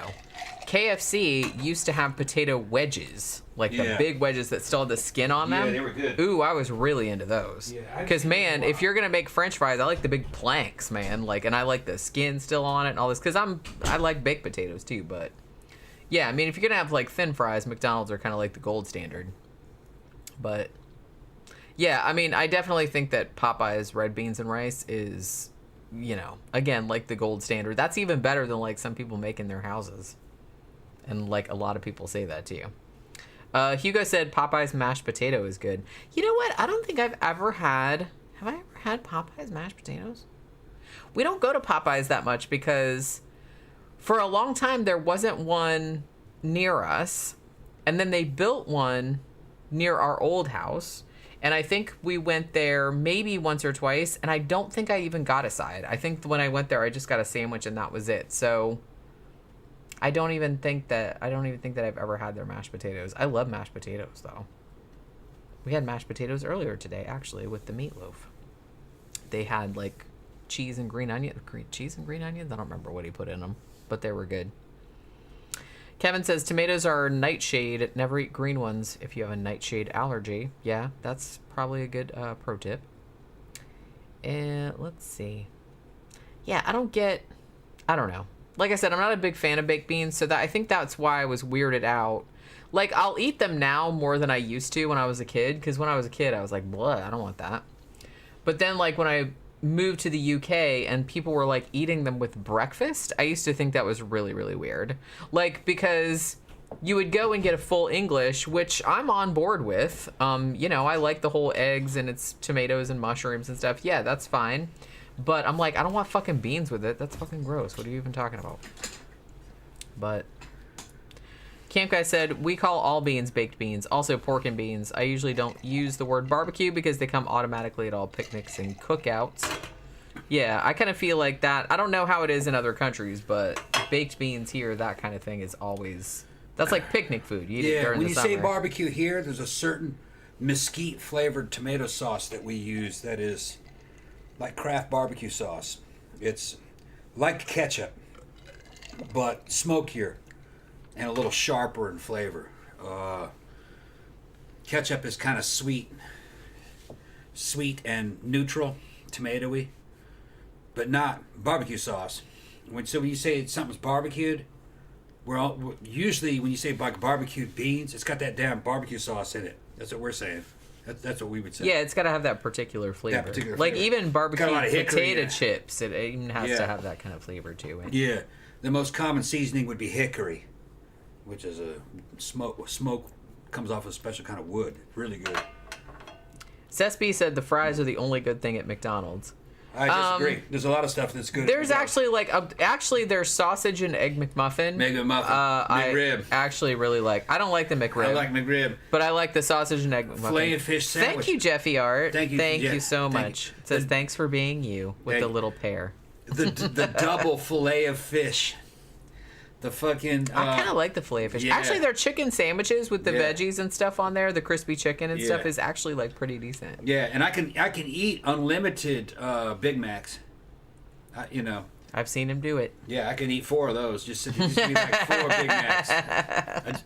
And it's really, there's just something about, a Big Mac is not a great hamburger. A Big Mac is just a Big Mac. It's a special flavor that it's mostly has to do with that lettuce and that Thousand Island dressing that's on it. Yeah. And the texture. There's just something about it. It's just, when you grow up with it, when you go to McDonald's, you want McDonald's. There's something about I mean, McDonald's a Big Mac, when you really think about it, it doesn't even like really taste that much like a really good hamburger you'd make at home. No. But it's a very distinct product flavor profile. Yeah. That sometimes you just want that. Well, like I said, I kind of feel like that's why a lot of people shit on, for example, Taco Bell, but it has its own thing. Nobody is arguing that that's actually authentic tacos, because it's not, or authentic Mexican food, because it's not. But sometimes you just that's just the flavor that you want. Like, it's shitty, or it's not really like a taco, not a real by taco. strictest definition, but that's still kind of what you want. If you took that shit to Mexico, they'd fucking laugh at you. The best thing about the fucking Taco Bell taco is all that lettuce. I love all that lettuce on it, and the cheese, cold cheese. And I could eat like 15 of those things. I can eat like 15 of those damn tacos. They used to sell them in big fucking packets. You can get like 10 of them for fucking $5. Remember that? Remember those days? I don't think those are around anymore. I was never a big Taco Bell person. I could sit there and eat all of them things, man. They came in a big fucking... On the rare occasions that I wanted like drive-through tacos, I would usually go to Del Taco. Yeah, but those aren't everywhere. Those are hard to find. I know, they are. There's only like 2 of them in the whole Orlando area. So sometimes, like, if we really wanted taco, or if somebody I was with really wanted tacos, we would get a Del Taco. I did like that Del Taco, you could get like a couple of the small chicken tacos, and you could get French fries on the side, which I thought was like You're kind asking of cool. what I think of the McRib. I like the McRib. See, I don't like it. Circle K has a McRib. All right, but the thing is, it doesn't have any It doesn't have any hot sauce on it. So what I do is I buy them on the way back from the fucking club when I'm drunk. I said, "Yeah, let me get one of those." And I disassemble it. Go down there and disassemble it. I'll take the meat off of it and put barbecue sauce, because I got a lot of it here. I take the meat off and it comes with pickles. So I take the pickles off. I just put the patty on a fucking on a plate. That's what takes you so long down there? I'll put barbecue sauce on it and hold the pickles on the side, and then I'll take the bread and put that in the toaster. Okay? And it all comes up around the same time. And then I'll reassemble it, and it's better than than a McDonald's McRib. It's very similar, better. Gotta doctor it up. Doctor that shit up. Gotta know how to cook it. But, man, Circle K's got good sandwiches. They got see, I'm usually, if we're coming over to the club, I'm usually sleepy. And I'm just kind of like, sandwiches and everything. I know, but it's like I don't really want to like have to heat anything up in the microwave because I don't want to wait. So it's like I usually just buy a cold sandwich. I usually just buy like egg salad or chicken salad. Or if you take the breakfast muffins with the sausage and the egg and the cheese, leave it wrapped.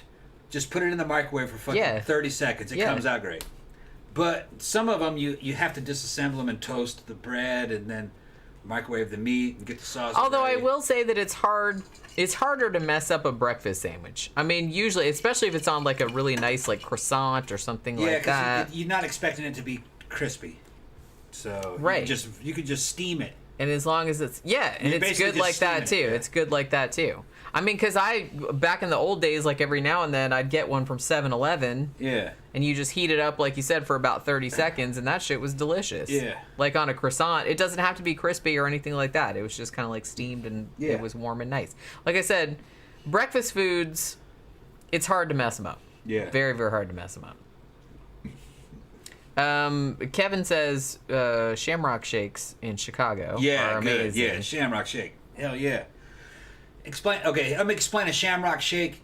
Although I imagine Shamrock Shake is available everywhere in the world where there's a McDonald's. I would think, yeah. I would think so. What season is that comes out in? Do you remember? Well, it's St. Patrick's Day. St. Patrick's Day? So it's March. It's a green shake that is mint flavored. Creamy mint. I don't think it has chocolate, does it? Not that I know of. Yeah. But it's just kind of like mint ice cream. And it's just a shake like that. Even though I'm not sure it's a shake, some people told me that there's no ice cream in that. No. That it's pieces of gelatin. Well, the McDonald's shakes are not, I mean, they're not like Steak and Shake where they Yeah. actually make their shakes with, Right. you know, ice cream and milk like a shake is supposed to be. They're powdered. It's like a powdered, yeah. Okay. Which, you know. So the thing that gives it the ice cream texture is probably some kind of gelatin, little microscopic yeah, it's like an gelatin balls. emulsifier type Right. situation, sure. But it's They're all right, though. it's just a light green mint shake that's fucking good, really good. But the thing is it's just that. You're just going to get that at McDonald's. So you kind of get addicted to that specific taste. You couldn't replicate it at home. Not really. I mean, you probably can, and I'm sure there's a million YouTube videos that are On telling how to do it. Because the You thing can probably about buy the shit to do well, it. like I said, nowadays anything at any fast food restaurant you would care to name, all you have to do is type in like Shamrock Shake dupe, and somebody has made that shit. Yeah. So But it's not the same they've thing. made dupes of all the Starbucks drinks. They've made like all. You that can kind of stuff. probably get that powder. Well, yeah. If they can get it, you can get it. Yeah. It's not like the old days. Right. Now there's some stuff that I was like, how the hell they do that? If you go to Chick-fil-A, the Chick-fil-A sandwiches are not quite what they used to be. And it's because they're baking them now. They used to be pressure cooked in oil.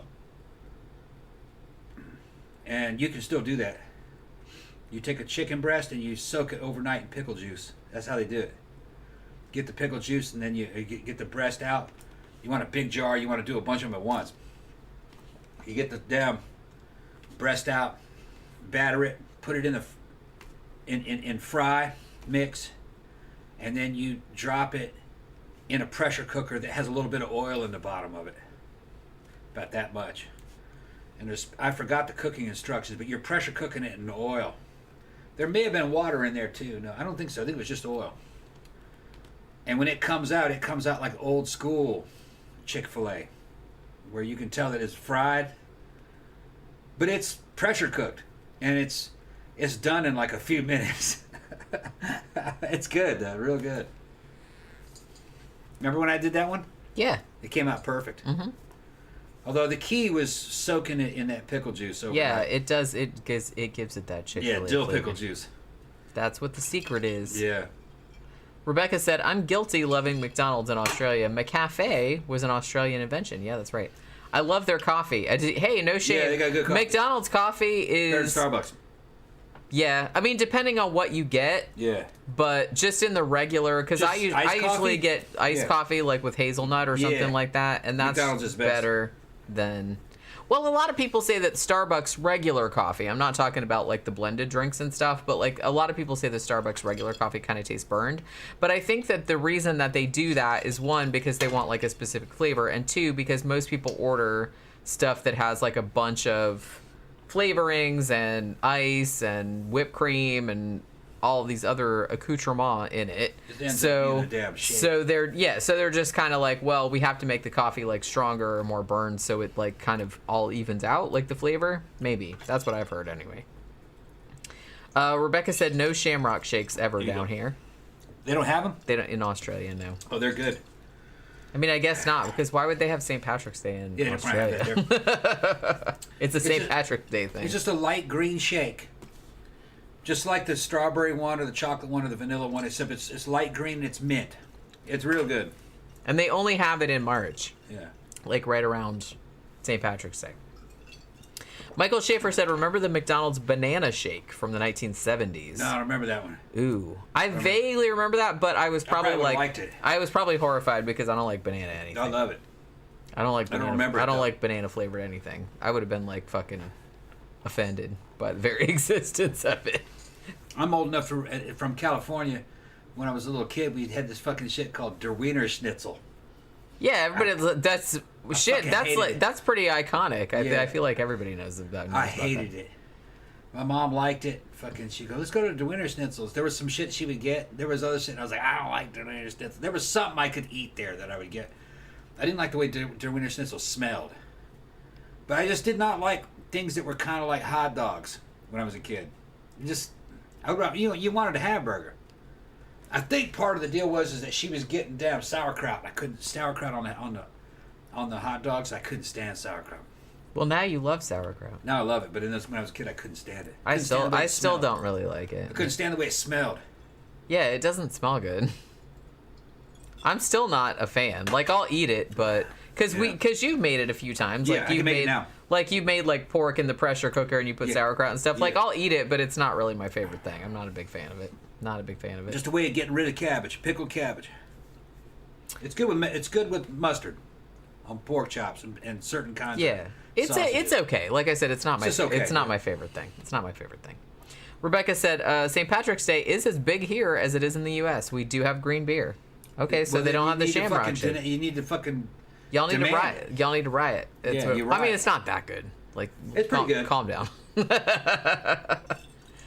They only have the McRib every now and then. That's a seasonal one. And I think, I mean, my theory is that people only like get all like exalted about the McRib because of that, because of the limited availability. Because I don't think it's that good otherwise. I liked it. I'm not a big fan of like barbecue style sandwiches anyway. Like, I'll eat them, but it's not really my favorite thing. Again, so it's just kind of like, so I don't really get. I'm just like, yeah, and it's like, it's not really that big of a deal to me. So I don't know. Like, when people get all fucking rapturous about it, I'm just kind of like, oh my God, settle down. Rebecca said, yeah, McRib is available maybe once a year. Yeah, it only appears sometimes. Yeah. But they've been smart to like keep that going because it ups the demand. Like, when they're like, hey, McRib is coming out, everybody loses their fucking mind and like goes there to eat it. Yeah. But like I said, I'm not shitting on McDonald's because they actually do have some decent sandwiches. Like, their fries are good, their coffee's good. The salads are good? Yeah, some of their salads are good. And like I said, some of their sandwiches are good. Honestly, I'm a big advocate of the Quarter Pounder. I think the Quarter Pounder is probably their best burger. I think it's better than the Big Mac. It's nowhere near as bad as people want to make it out to be. No, it's improved a lot. Yeah, it's improved a lot. When I was a kid, there was some shitty stuff that happened at McDonald's. But in the modern era, you have to understand, McDonald's is not a restaurant. This is something that I heard some French people talk about. American food's terrible. It's all McDonald's. They don't know the fuck they're talking about. McDonald's is not a restaurant. Americans do not consider McDonald's to be a restaurant. Fucking McDonald's is a fast food joint. It's basically a glorified fucking vending machine. You drive through it and you get food instantly. That's all it is. It's not high cuisine. And it doesn't represent American food. It's corporate. It's a food factory. It's pretty good, though. You know, they've got it down to a science. The idea is that it's the same everywhere, all the fucking time. No matter where you are in America, you're at home because those fuckers are there. It's just like home. You could eat it. Yeah, it's the same. And it tastes the same. It tastes exactly the same. I mean, I kind of feel like McDonald's, to me, that is where you stop when you're drunk after the club. Yeah. Or if you're going on a road trip and have to leave somewhere really, really early. Lunch break at work. And you drive through to get, like, breakfast and a coffee. That's kind of like that's how I think of it. That's not really somewhere that you would go, like, for a meal unless you were on your way sit down with the family and relax and fucking, no, that's not what that is. Rebecca said McDonald's is honestly way better than 20 years ago worldwide. Food standards, though, in each country changes the taste. Yeah, I mean, the thing that's cool about McDonald's, though, is that whatever country they're in, they'll, like, offer stuff that's, more kind of in line with whatever the local cuisine is, which I think is kind of cool. Like, even in the U.S., like, I think in Maine and shit like that, like, McDonald's up there have, like, lobster sandwiches and stuff, which I kind of wish we had down here, because I would eat the shit out of that, but I'm sad that, like, more fast food places don't have more seafood options, because I really like seafood and I wish that was easier to get. Like, McDonald's has filet of fish, which is okay, but it's kind of its own thing. Burger King has a fish sandwich, which is also okay, and we have Long John Silver's, but they're getting harder and harder to find nowadays, and to be honest, a lot of that stuff is like way too salty. And that's about it. I kind of feel like the only other... I mean, down in the South, we have Captain D's, but I guess that has a drive-thru, does it? But that's like more of like a sit-down restaurant. and that's good, but I don't know, man. Like, they don't really have a lot of, like, fast food. There is no fast food seafood place.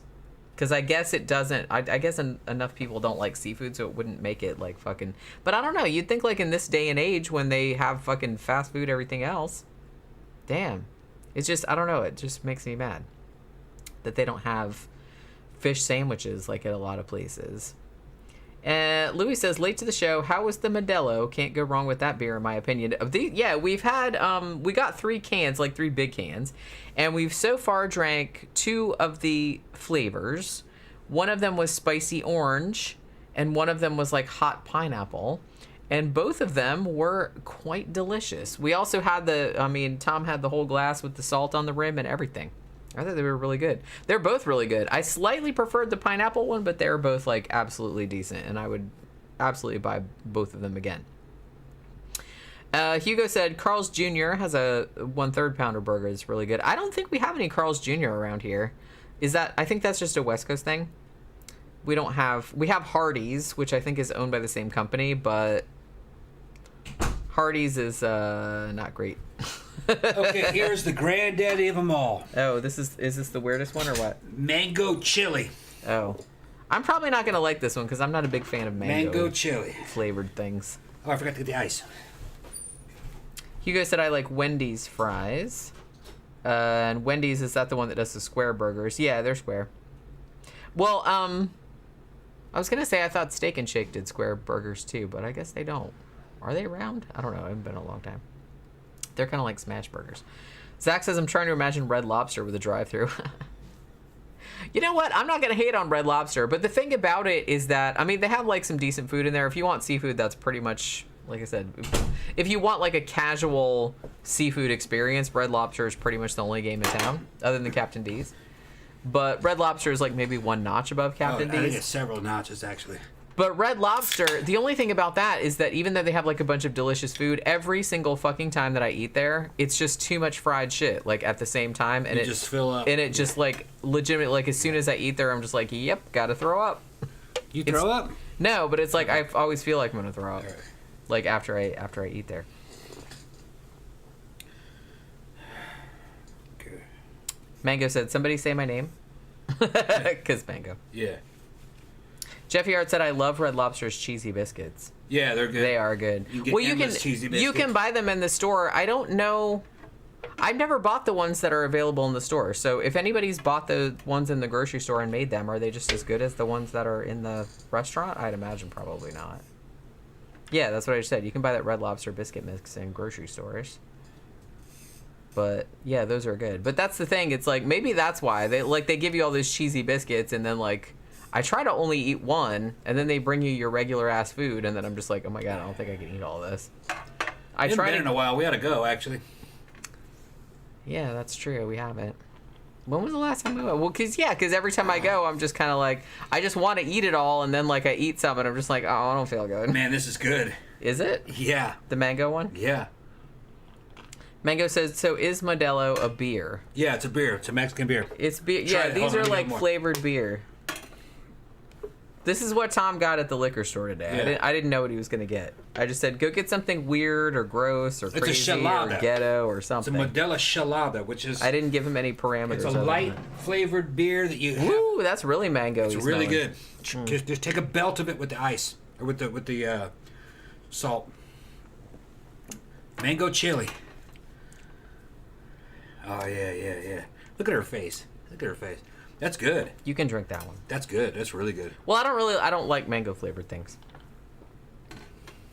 That's really good. It's okay, but I like the other ones better. I like that one.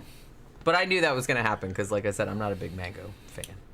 The only mango thing that I like is the mango ice cream at the Indian restaurant that we go to, Memories of India. They make their own mango ice cream, and that shit is fucking delicious. Okay, they were all good. Out of the 3 that I had, I'd recommend this one. Yeah. I think this one is the most intense experience. It's good. It is, yeah. Well, that one, okay, I will admit that one tastes most like the fruit that it's. Yeah. That is very, very mango-y. It smells very mango-y, and it tastes very mango-y. And it's got a very...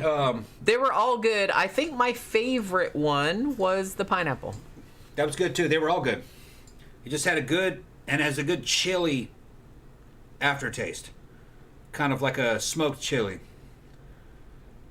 Yeah, it's good. It's really Mango good. said, not sure about having ice in beer, though. But then I am English. I mean, normally people don't have ice in beer here either. It's this type of beer. It's this But just because these are kind of more flavored kind of beer situations, then it's acceptable. It's considered to be a drink, a mixed drink that's based in beer. Right.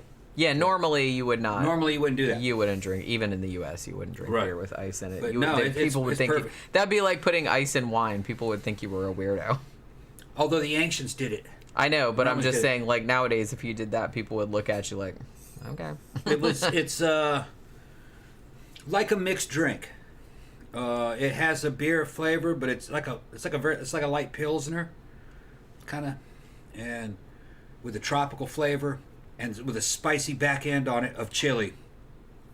It's a smoked chili flavor. It's good. It tastes very Central American. It's good, real good. Well, and Hugo said, technically, good. Like, the Michelada is served with ice. That's what I thought. Yeah. It's a dessert kind of mixed drink kind of Let me try it again. Like I said, it's very mango-y. It's very... God, it smells just like a mango. Very Central American profile. And it's kind of like a tropical drink, like a tropical mixed drink, with a spicy back end. It's not bad. I don't mind it. It's good. But like I said, I'm not a big fan of mango flavored things. So I think I like the pineapple. Although the orange one is good too. They're all good. I think the pineapple one was my favorite. You don't have a beer experience. Yeah, it's not real beery. No, it's more fruity. Yeah, it's more like a fruity mixed drink. With savory aspects and spicy aspects to it. There's just no way to describe it. It's very Central American. Very Mexican. Very Mexican. Which, yeah, I'm a fan. These were actually... good. Like, I know that you went, like, and said, I'm going to get something disgusting. I thought it was going to be shitty. And I think you even said that when you showed them to me. You're like, look, this is going to be, like, really gross. I'm like, I don't know. They sound kind of good. Yeah, they were good. And they are good. Real good. They are actually really good. I kind of suspected that might happen. I kind of suspected. And I think the same thing will happen when we get pumpkin spice things, because I think most of the pumpkin spice things will be delicious, because I love that kind of shit. Let's see. Wait a minute. Rebecca said they don't sell any Modelo flavored beer here. And the one type they do sell is a small glass beer bottle, and it's fucking expensive. Yeah. That's a shame. Too bad. You'd have to order it. It's got a nice head on it. I mean, you'd think that you'd be able to get something, like, similar, I would imagine. See if you can get a, it's called a Chelada. Chelada. Chelada. And there's a lot of recipes you can make it. You can make those out of pilsners and itty beers. Yeah, that's what I mean. You could probably, like... You can make one at home. You could probably make your own. For a lot cheaper. Yeah. Rebecca said, Jeffy R, you just reminded me of the cheesy bread from Old Time Sizzler. I love that stuff. Cheesy bread. Yeah, I mean, Red Lobster, I like a lot of Red Lobster's food, but yeah, those cheesy biscuits are kind of like the main reason to go. Mango said, we do have a Marmite beer here in the UK. That sounds revolting. What's Marmite? It's kind of like, you know Vegemite? Okay. Where I've heard of it, I've never had it. Yeah, it's I've heard Vegemite is not very flavorful. I don't know, that sounds pretty gross.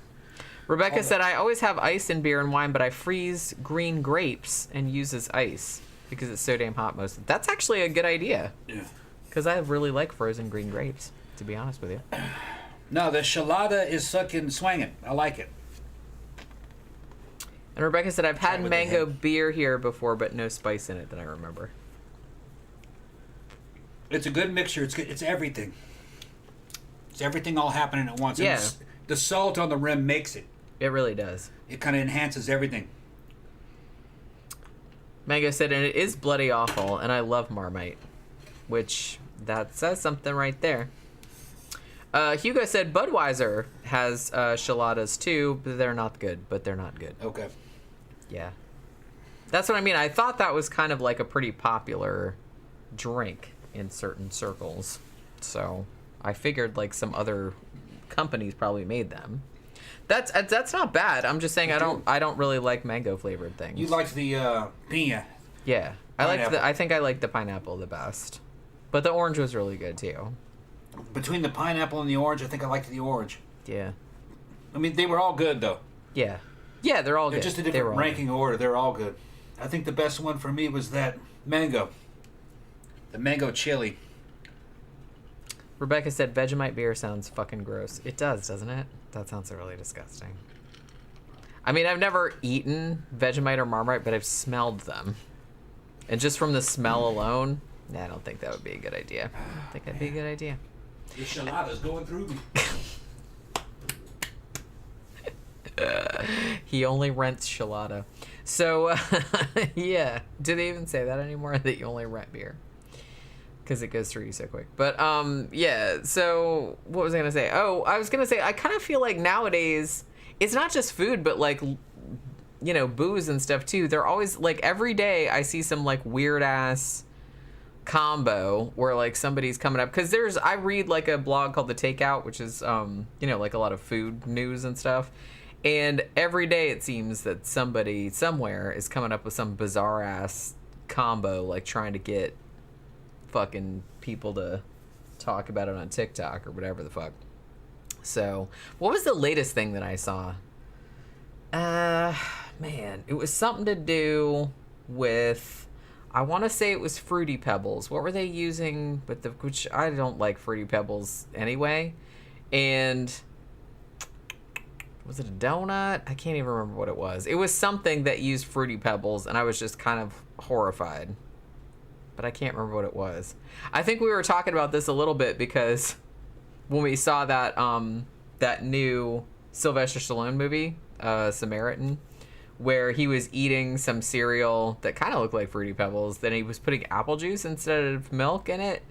And I was like, that sounds like some shit that, like, some people would do nowadays. It's like, look how gross this is. It's like, I don't know, just to try to get attention. A lot of that stuff I think is kind of probably disgusting. But who knows? It might be good. You never know. You never know. Rebecca said, most Australians are assholes and tell people to use Vegemite like Nutella. I'm not falling for that. Like I said, I've never eaten it, but I've smelled it for sure. And I'm just like, that is absolutely not Nutella. Nutella is the nectar of the gods. But you guys, I think we put this in our cookbook, but man, we made peanut butter cookies one time, and I was like, you know what we should do with the peanut butter cookie batter? We should put it in little cupcake tin, like, you know, so you have like a little cookie shell at the bottom, and then put Nutella in that bitch. And we did that. Like, well, you got to cook it first, obviously, and then you put the Nutella in it, and then you freeze it so it hardens. Holy shit, those were so good. Oh, my God. Louis said, Jenny, there's a movie on HBO Max called Spartan from 2004, starring Val Kilmer, written and directed by David Mamet. Real good movie, in my opinion. Okay, we'll have to check that out, because I do have HBO Max. And let's see. Write that down. So I try to like write everything down so I can transfer it over to my other. Pookie did what? Did you find her? Oh. We're wondering where Pookie's at, cause Very top apartment. she's Sleeping. She's in her penthouse. Yeah, she's in the penthouse. She's looking at me like, what? What do you want? She's either in the penthouse or the bowl. Yeah, the bowl. Because there's 3 apartments. We call them little apartments. Yeah. They're like little things like that. And then like there's bowls on either. So she either likes to be in the bowl or in the little We make apartment. another drink here. Yeah, why not? Because you can drink that mango one. I'm not like a big fan of that.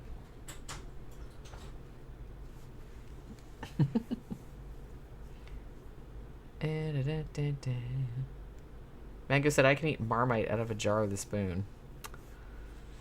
Okay. You do you. I'm not doing that. But, you know. Man, we made some sandwiches the other night with cookie butter. It was like, I don't even remember what time it was. It's like, it was late. We were like watching a movie or something like that. And Tom's like, I'm gonna make some cookie butter sandwiches. Man, that shit was delicious. I missed the Sizzler.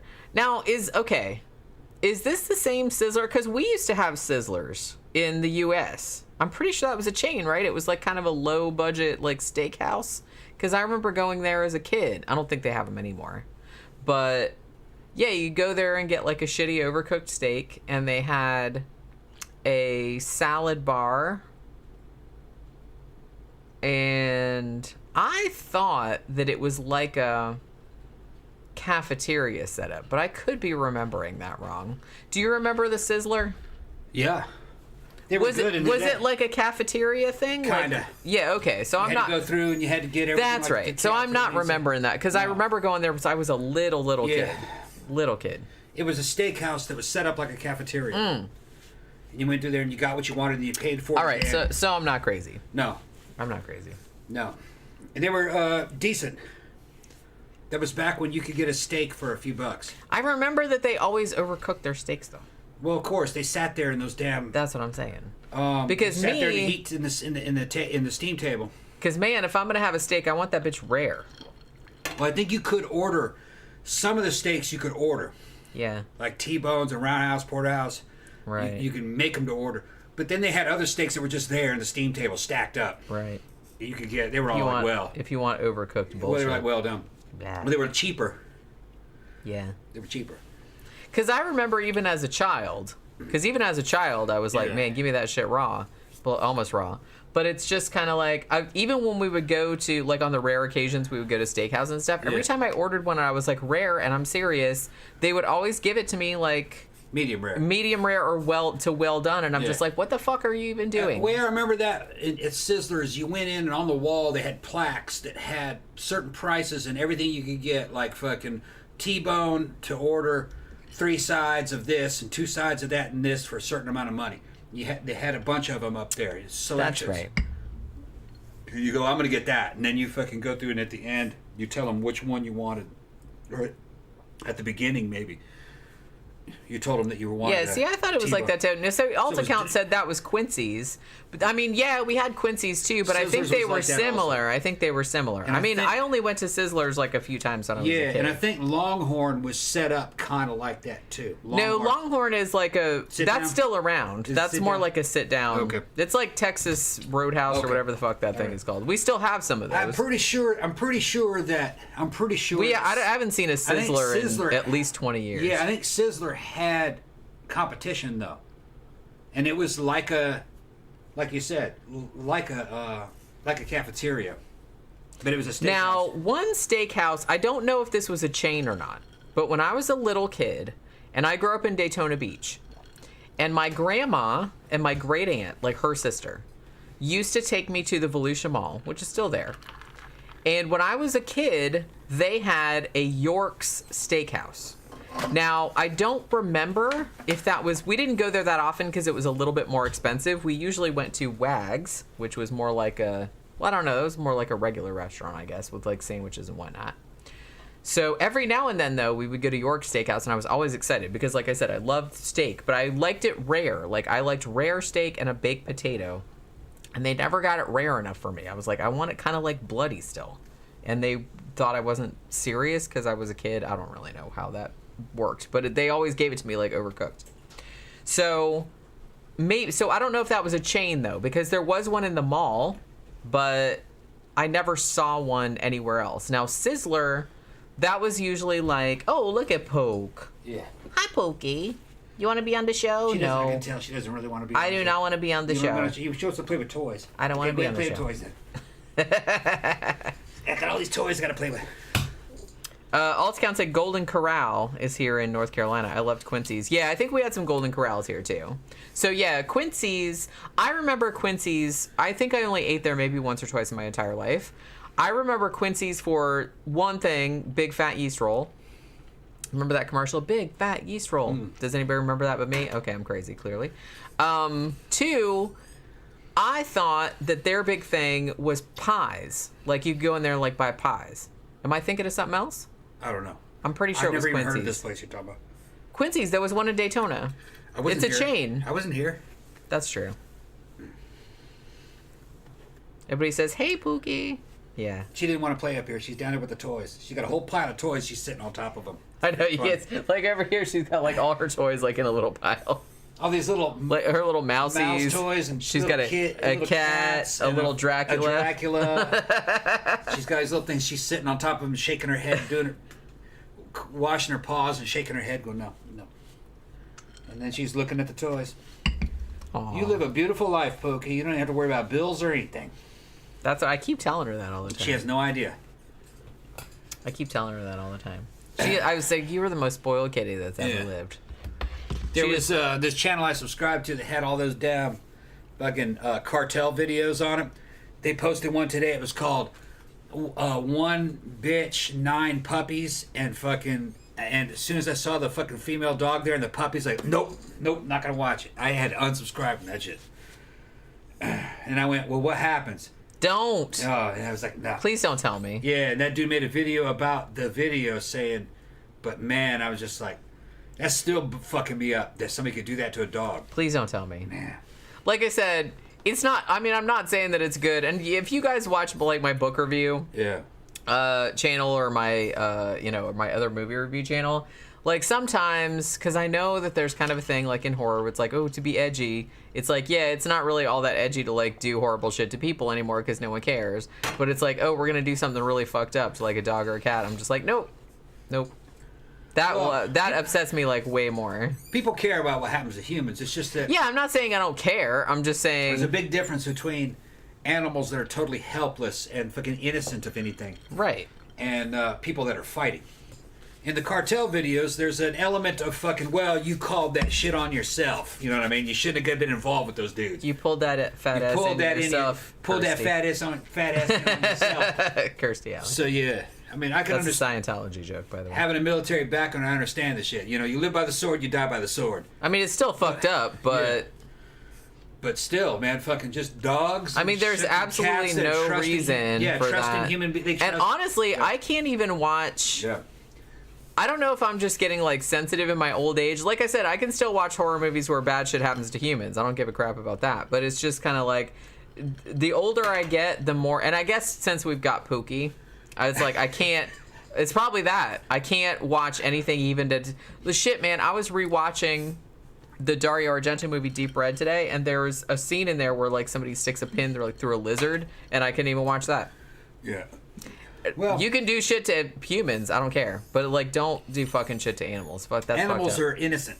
That's what I mean. They don't know. No, if you're gonna, they don't understand what's going on. If you're gonna eat the animal, that's one thing. I mean, they eat each other alive, but just for fucking shits and giggles, no, it's totally unnecessary. And fucking once I heard what that dude did, I'd have fucking done worse to him. Because I was imagining what would happen. There's like no excuse for that. There's no excuse. Why would you do that? I'm like, why? fucking, if he ever got a hold of fucking Pookie, did some shit like that. That's what I mean. I don't even want to think about it. Yeah. I have fucking nightmares about bad stuff happening to Pookie, and I know it's like it's bad because it's like I don't have any human children, but Pookie is like my furry child, so I have the same very protective instincts. Pookie's a personality, though. That's what I mean. I see her all the time, and she does things, and I'm like, I start laughing, and then she's like, yeah, they're not humans, but she's like a person. They're like people, yeah. I mean, I know that that's like weird to say because like some people that have had, but she knows she exists. She knows she's here. She knows what's happening. You know what I mean? She's very interactive, and it's like she acts a lot like a kid a lot of times. Like she'll do the same shit that like a child would do. Like she makes faces like a kid would make. She like reacts the same way to things that a kid would. Yeah. And it's just so it's kind of like she comes across very much like a little tiny furry person to me. Yeah, and domestic animals really they've done nothing wrong. And they were raised to serve mankind. The dogs, the cats, everything. You know, I can't believe somebody betraying the trust. I mean, I put horses down. I put dogs down. But there was always a reason. And it was because they were at the end of their life, and I didn't want to see these animals suffer from cancer. Right, sure. That's like something like that, that's different. Right. That's it's different. Very, or like, but that's different than making an animal suffer. Yeah, like why the fuck would you do that? Yeah, it's stupid. Alt account said Pookie has been here since day one. Yeah, we've actually. Well, I don't know because we've had her. When did we get her? 2017. Yeah. We got her in 2017 when she was a baby. Yeah. Pookie thinks she's a human. She doesn't know. Oh, she absolutely thinks she's a person. She doesn't know she's a cat. I don't think she knows she's a cat. She absolutely thinks she's a person. Yeah. She acts like a person. She makes faces like a person. Whatever you're doing, she's got to see it, get involved in it, and look at you like, why did that happen? She wants to look at the tablet. Why are those men talking? What are they saying? You put the earbud. You do something that makes her mad, and she makes a face like. She's like, oh, yeah. Her little like brows go like that. Yeah. Like she makes little mad face at you. Yeah. Yeah. So she definitely has an awareness. Yeah. You know, they're sentient. I don't think they fucking question much, but that's not what they're made for. They're doing what they're supposed to do. Jeffy Hart said, I don't trust people who don't like animals. Yeah, me either. Or at least have some connection with them. It's a huge red flag for me. Yeah, I mean, I kind of feel like that might be one of the main things that kind of says you're a sociopath. Yeah. I can fuck people up, but they're bad. I mean, I wouldn't have done it if they weren't bad. That's what I'm saying. It's like, yeah, if a person if I got my hands on like some fucking serial killer or some shit like some of the motherfuckers we've talked about on this show, I would absolutely I wouldn't feel bad at all. I wouldn't lose any sleep or anything like that about like torturing and killing that person. But man, it comes to like cats, dogs, shit like that. No. That's a totally different thing. Cesby said, sounds terrible, but I've mourned the loss of my pets harder than I mourn people. I mean, I get that. Honestly, when I was younger, we had a bunch of kittens, and one of them got run over, and this was like and it still like upsets me like talking about it. But one of them got run over, and I was like really, really, really upset about it. And I think I cried more about that than when my grandfather died. I mean, you know, it's not that I didn't like my grandfather. It's just that, you know, he was sick and it wasn't like a big surprise or anything like that. I don't know. It's just kind of like, you know. Altacount said, I have a friend who's afraid of animals. What do you think? Okay, I'm going to, like, when I was a little kid, I wasn't afraid of cats, but I was afraid of dogs. Because, I mean, to me, when I was little, you know, I had family members and friends and stuff like that, and I would go over to their house, and they had dogs, and to me, like, dogs were, I mean, I'm very shy, I'm very introverted, and I don't like a lot of noise or, like, chaos or whatever. So when I would go to people's houses and they'd have dogs, like, it seemed, I was like, oh my God, here's this big, huge animal, and it's jumping on me, and it's making all this noise, and it's trying to, like, interact and, like, lick my face, and it was, like, really upsetting. So I didn't really like dogs for a long time. Like, I didn't hate them, but I was just kind of like, yeah, not really my thing. I always liked cats, though. But I don't know. Like, as I got older, that kind of, like, you know, I toned that down a little bit. But I don't, like, I get why you'd be afraid of them because they do shit and you're not really sure what their motivations are. You know what's weird? Like, our friend, we were just talking about her the other day. Our friend had a daughter. I mean, she still has a daughter, but the daughter's, you know, grown now. But when she was a little kid, she came to our house, and I think this was before we got Pookie, right? And she was terrified of Beijing, our cat. Yeah. And we thought that was so... I think she was 5 or 6 at the time. Yeah. And I was like, okay, I get being afraid of dogs, because I was afraid of dogs when I was little. Because dogs are big and loud, and they bark, and they jump on you, and drool on you, and shit like that. Like, I get that. And they can bite and shit. I mean, cats can bite, too, but it's not really the same thing. But I never heard of a little kid being afraid of cats before. That little kid was a fucking weirdo. I mean, she's probably better now. I don't know. But no, tell him. Sess is in the audience. Hi, bad Sess. Me and Sess were fucking talking about the other day. Asked her how she was doing. And we started talking about what it's like to sit around and just be beautiful like a beautiful lion. So I'm fucking trading pictures of a fucking lion. That's what I'm doing and that's what you're doing. Just sitting around being beautiful. Ain't that some shit? Sitting around being just beautiful. Sitting around being beautiful, fucking, yeah, eating and being beautiful. I wish I could get away with that. I made it up. I made that concept up.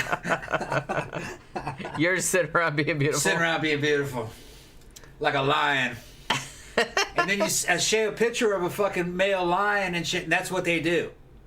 And well, yeah. they just... I know. They don't have to do it like, the female lions go out and do all the hunting and stuff. Yeah. They're all out doing all the work. Male lions and the male lions are just like, bye, honey. Yeah. I'm just gonna lay here and like be beautiful. Yeah. Get this beautiful mane. Yeah. Well, they fight each other. Well, I know that, but it's like how often does that happen? Once every blue moon. And they don't really have to. No. To be honest with you. They just kick each other out of the fucking tribe. Like, yeah. You're getting too many females, you gotta go. You're getting too old. That's really what that's all about. I'm taking over. Yeah. Fucking funny. And then meanwhile, like the lady lions are just like, are you guys gonna get off the couch or what?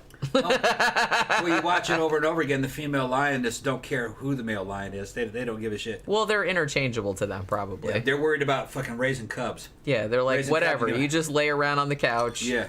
Being pretty. And look, yeah. I'm gonna go out and like actually get food for my children. Yeah. You they catch shit. You He shows useless up, motherfucker. Yeah, they catch shit. He shows up, eats it. What you catch? Okay, stand aside. Oh, can I have some of that? Yeah, let me eat some of this.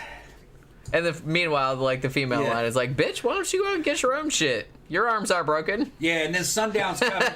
All the females and the cubs are all in the whole pride. They're all bunched up around him. And he's standing around, looking around important, looking out at the setting sun, like I'm defending these women from those other men. Meanwhile, the women are like, they're like, who gives a shit? They're doing that gesture. If lions could do that gesture, that's what they'd be doing. Defending these women from the other men. The other men that the women think that are cuter than you. Oh my god. Yeah, but the fucking lions are funny.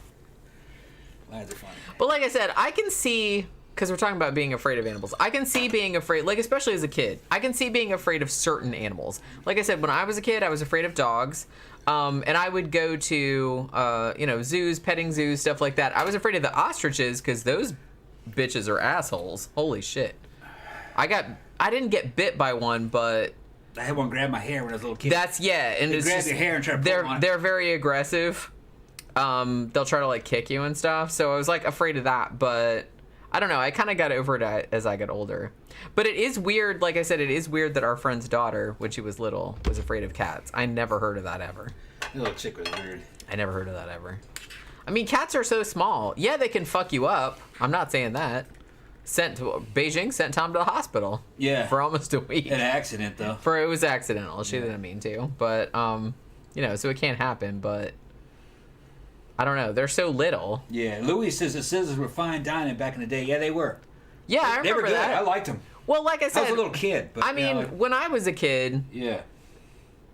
I mean, we hardly ever ate out because we didn't have a lot of money. So, I mean, just going to McDonald's was like a big deal because we hardly ever went. So if we were going to like fucking Arthur Treacher's or, some place where you could actually like sit down, like back when Pizza Hut was sit down, that was like a big deal. That only happened like a few times a year, maybe. John mentioned some shit that's true. Said Fauci did some fucking mad shit to dogs. Yeah. Fauci was involved in this company. They bought a bunch of surplus beagles that were on the market. There was like a bunch of beagles they were trying to get rid of. They bought every one of them beagles. Fucking cut their fucking larynx out of them so they couldn't bark. Tied them down to a fucking bed, put a fucking thing around their head and had sandflies fucking bite them in the head for some kind of medicine that they were working on. Which I can understand, if you're doing animal experimentations on some kind of a cure to save human beings, it's real important. But the more I found out about that, those medical companies and these guys that start this shit up, it's more like a scam. They did that kind of for nothing. They didn't have to. But that's how they kind of like raise money to have these fucking treatments made, even though they don't sell well on the market. I'm not a big believer in animal experimentation. That should only be a last resort. I mean, I kind of feel like that's last resort. Last resort. And what's funny is that they're doing those animal experimentations on these animals for fucking mundane fucking cures that they know would work. It's just, no, they shouldn't be doing that shit. Well, you know how for a long time they would even do crap like there were companies that made like cosmetics and stuff, and they would experiment like just torturing the rabbits. bunny rabbits and shit like that. So now, like, you have a bunch of stuff where everything's like cruelty free and everything like that. Which, like I said, look, we've got to this stage. We know how shit works. You don't have to experiment on it anymore. Yeah. And it's just cosmetics. It's not like life shattering. It's not gonna like save anybody's life or anything like that. They would take like a bunch of rabbits and tie them up and drop fucking watered down shampoo into their eyes over and over and over again until the eye damn rotted out. When we know, don't get shampoo in your goddamn eyes.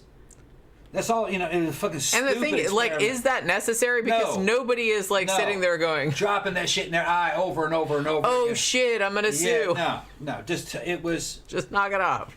It was the laws of the days, the thinking Don't of the do time. that. Don't put fucking shampoo in your fucking eyes over and over and over again. They just did stupid shit. And money was involved, Fucking companies would come in, well, we'll make sure that we'll know everything about your fucking... And that was like Johnson & Johnson's shampoo that they did that. I think it was back in the 50s. It's safe on your eyes. We know how many drops it takes to burn your eye out. And you'll never drop that many drops in your eye. And they hired that company to do all that shit just to say that it was safe. Because we found the fucking extreme edge. Stupid. Don't get shampoo in your fucking eyes.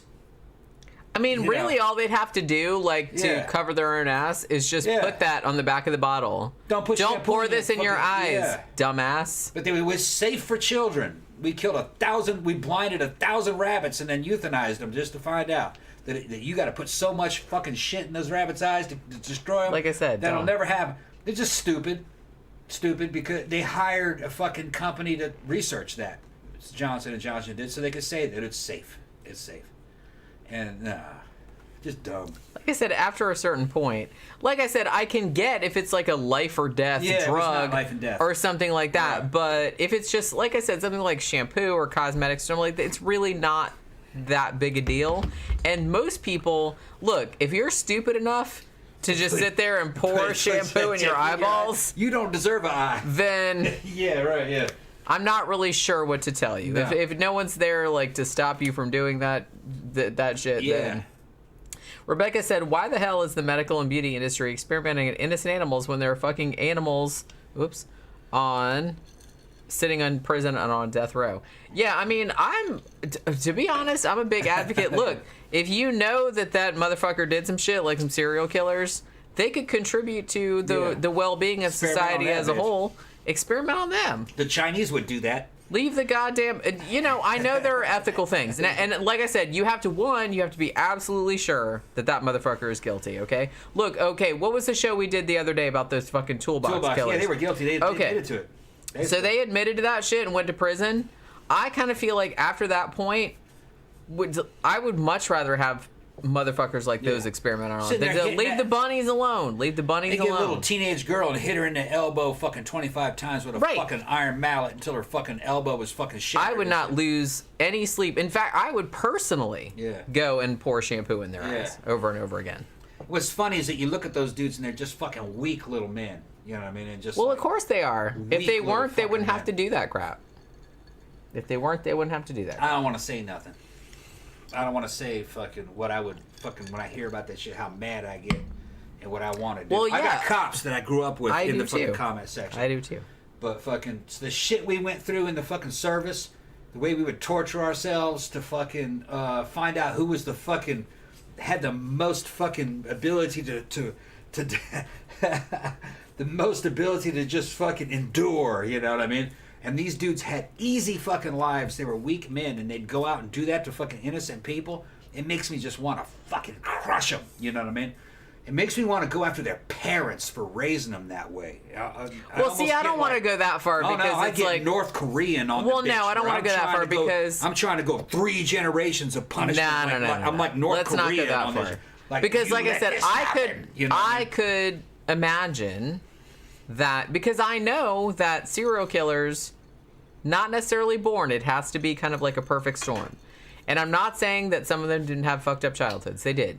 But I think that some of them, there had to be some genetic component, and I don't think necessarily all the time that the parents are to blame, because I kind of feel like that's the first thing that a lot of people want to jump to. It's like, oh, their mom or their dad like fucked them up or whatever. And in some cases I think that's true, but I don't think you could necessarily, because I kind of think to myself, what the fuck would happen if I had a kid and that kid, for whatever reason, even though I try to raise them to the best of my abilities, what if they turned out to be like some fucking dickhole motherfucker that like went out and killed a bunch of people, and then everybody would blame me, and it's like I didn't do anything, like, you know what I mean? So I kind of like am coming at it from that.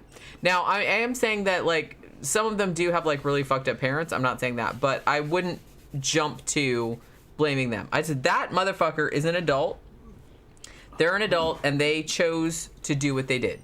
I think you should just blame that person. Yeah. Don't blame their parents. How long don't blame have we been anything talking? like that. 2 hours and 15 minutes. Okay, so we're now in the show. Heavy. Well, yeah. It's 8 o'clock. We're heavy in the show. We're heavy in the show. Okay, You know, let's see what everybody's I'm talking just about. saying. If you guys have any questions, if you guys want to talk about anything, man, we're primed up. I'm ready to talk we're already talking about stuff. Altagown said, thanks for the feedback. My friend wants to love pets. Honestly, and the thing about it is that you really have to think like domestic animals are just like people. Like some of them are, you know, better with some personalities than others. I've had cats my whole life, and I've had some cats that were very aloof and didn't really want to hang with you.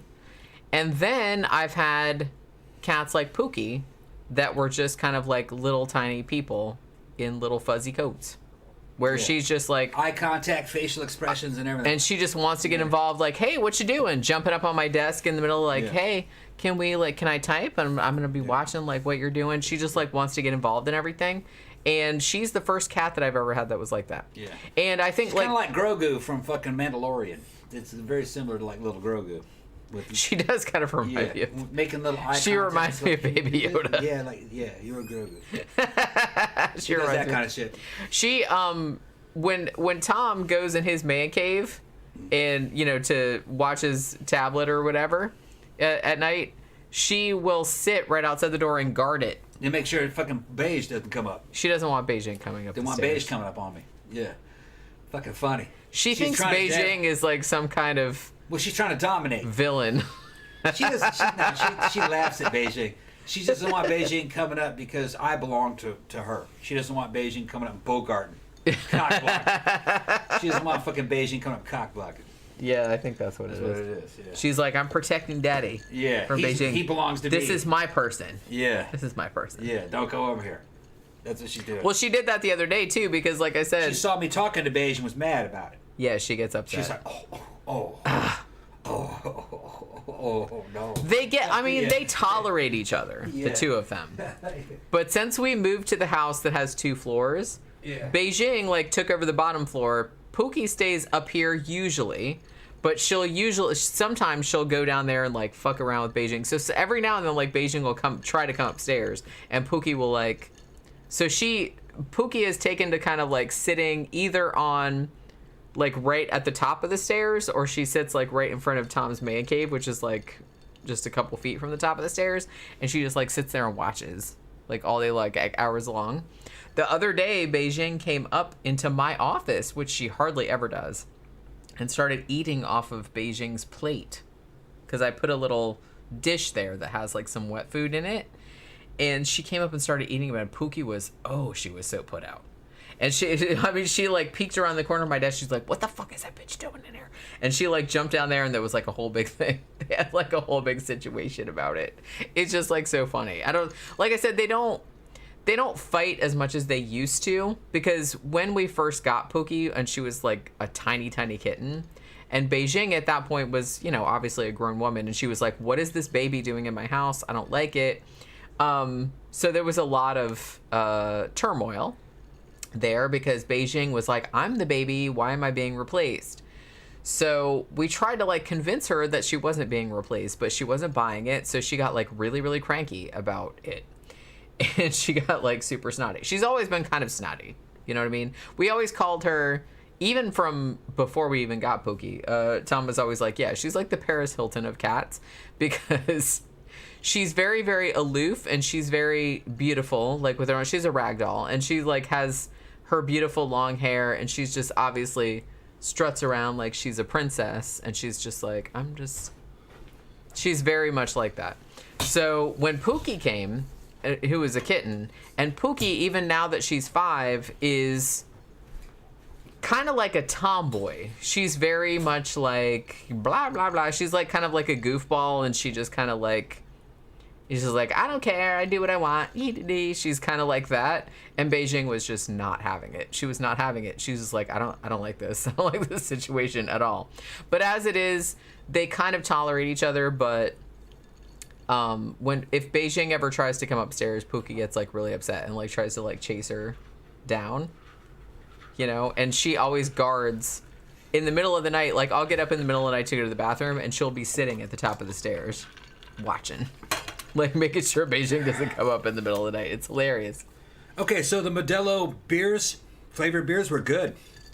Real good. Yeah, I liked those a lot, actually. They're like summertime tropical drinks. You put ice in them, salt the ring. I'm going to buy those again. I'd buy that again. Ilio says, where is that raccoon? I don't know where that raccoon is. Well, let's find out. Where is that raccoon? I haven't used that in a long time. I keep forgetting that I have that. Yeah. John Cora said cats don't like interlopers. Yeah. I mean, the dynamic between the two of them is funny. They'll hang out together. Like, sometimes I'll go downstairs and Pookie will be laying on the back of the couch on this end, and Beijing will be laying on the back of the couch on this end, and they're, like, tolerating it. But... Yeah. Jeffrey Art says that he agrees with my leaded gasoline theory. With all these fucking crazy-ass serial killers and shit. I came up with that because I remembered leaded gasoline. And I was driving cars that ran it. And I remember catching whiffs of that shit when I was filling up my car. And you'd feel kind of high afterwards. And later on, I found out how fucking lead poisoning can lower IQs and make a person real damn violent. And how the lead pipes inside of ancient Rome, the ancient city of Rome, the capital, the lead pipes probably they went all to the richest neighborhoods of Rome. And the Roman fucking aristocracy were fucking crazy. They were violent and fucking would come up with some crazy shit.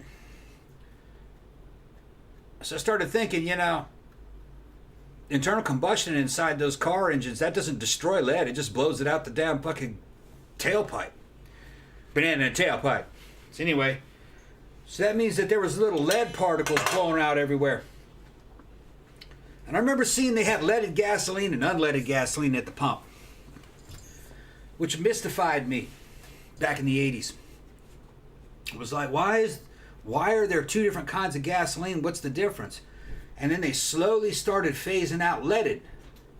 And then there was only unleaded. And I was like, what was all that leaded shit about? And why'd they get rid of it? And I'd ask some older people. They were like 20 years older than me. And they go, oh yeah, that leaded stuff, yeah, that you don't need that. That was old cars. And which mystified me even more. If that leaded gasoline was necessary, if it was necessary, they would have never gotten rid of it. They would have never replaced that. So it was unnecessary, whatever it was. And I'm convinced the fuel companies were sidestepping some kind of lawsuit. They had to have known something was wrong with that leaded gasoline. If you lived in a place like California, down in the San Fernando Valley, which is the big-ass basin full of fucking houses, I bet you there were a shit ton of damn fucking lead particles built up in there. And that's where a lot of these fucking psychos were. They just weren't anywhere. Now, I'm not saying lead was responsible for all of them, but I bet you that was a contributing factor for a lot of violence. I think that was a big contributing factor, sure. I bet you there was not only that shit, but a lot of violence. Lead particles. Make you fucking crazy. Yeah, it really does kind of like fuck with your... Lowers inhibitions and increases violence. Yep. And they had to have known. Yeah, I kind of feel like it's just kind of, I don't know, like companies like that, they're like, well, we know this shit's banned, but if people don't find out about it, then we don't have to spend the money to fix it because they don't want to. So they're like, let's try to keep it on the down low for as long as possible. My understanding, leaded gasoline came pretty early, I think in the 40s or something, 30s and 40s. And it was somebody's great idea to suspend tiny lead particles in gasoline to make fucking car engines run smoother, so the valves didn't fucking slap when they were opening and closing, kind of like an additional lubricant. But it probably didn't work. Probably wouldn't make a bit of difference. I mean, maybe it did, but it's like, even then, is it really worth Wouldn't have been worth it. No. Well, and then they probably didn't have any idea that lead was poisonous, but it wouldn't have mattered. It wouldn't. I mean, what I'm saying is that lead in those old engines wouldn't have mattered. They didn't make very much horse. The seal in those valves didn't have to be perfect anyway. So I don't think they weren't gaining anything. It probably made a car run a little quieter. But so what? You know, they didn't have noise emission standards. I think it was just a cheap way of selling some kind of probably toxic waste to the fuel companies. Some kind of contract. I got all this lead. Buy this lead. It'll fucking be great in your fucking fuel. It's like that. Something like that. Probably. Like, oh yeah, it sounds pretty good. Probably is good. Like I said, if there's a lot of money to be made, nobody really thinks that much, thinks that hard I think about that's it. all it was. Probably more about money. Because leaded fuel didn't seem to give an advantage to a car.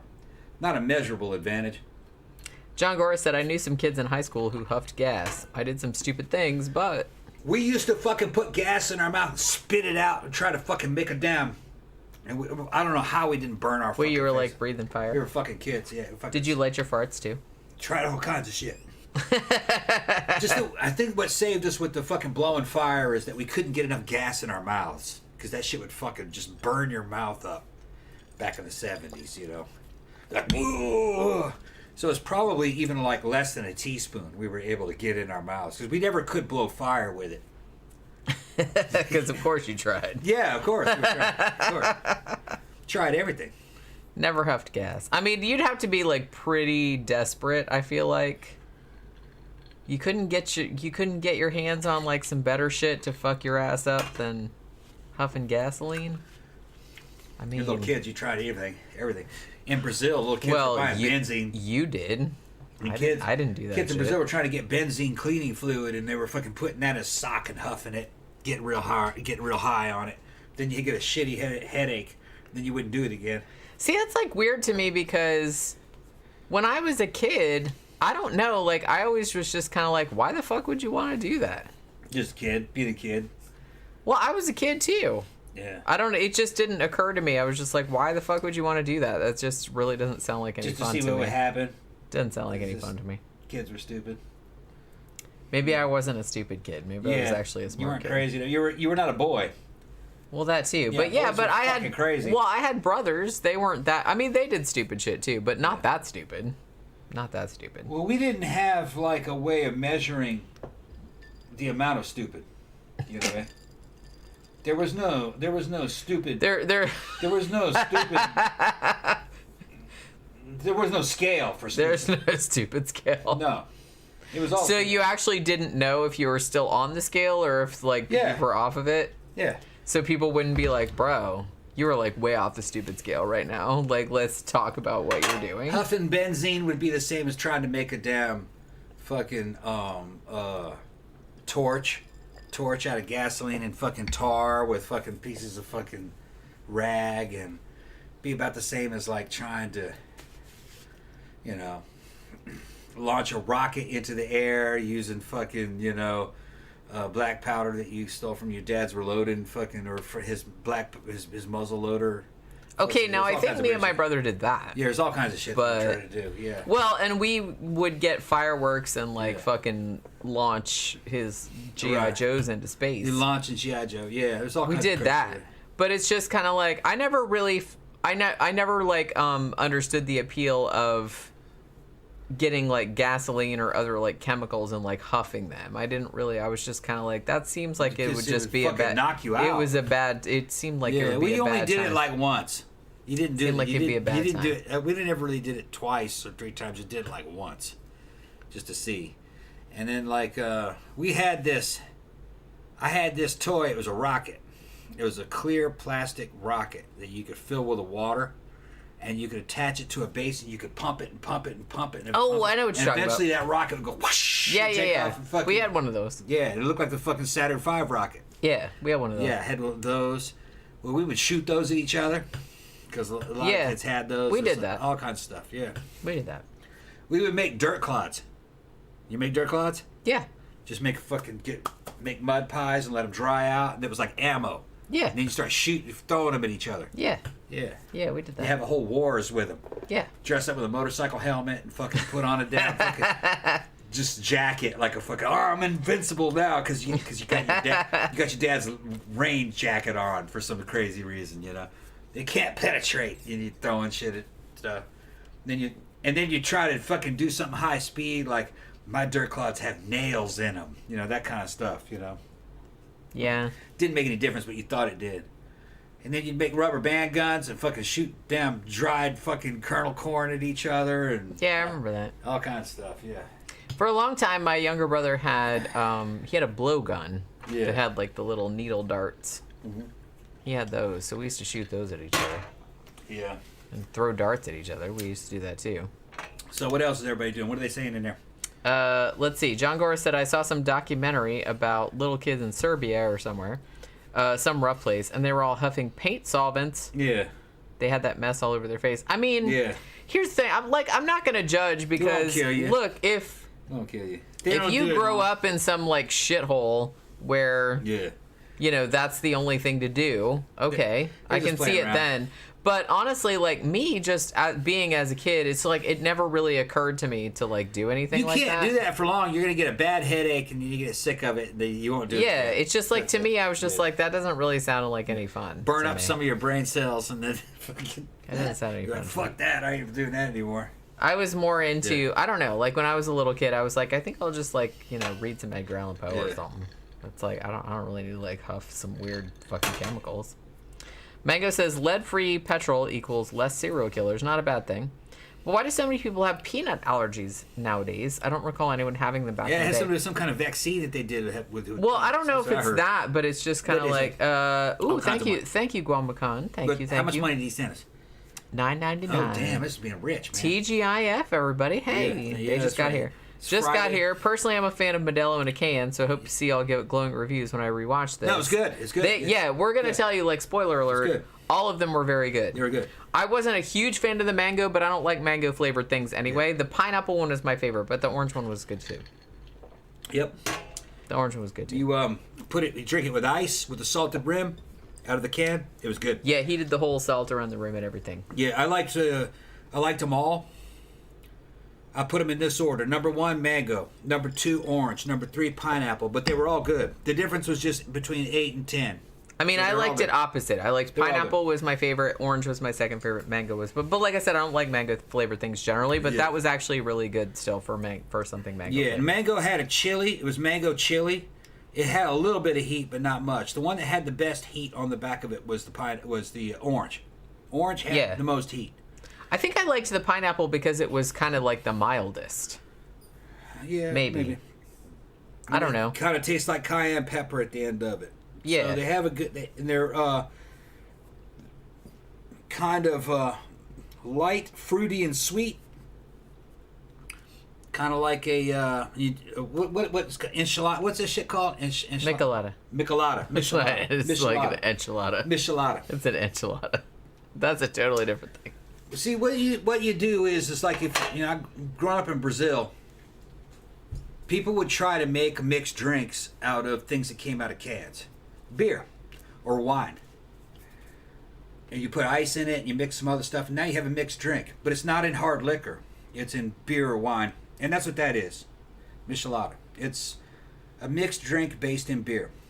So it's got ice in it. It's got a fucking salted rim. It's got a spice profile. It's got a fruit profile and a beer profile, and it's all together in the same drink.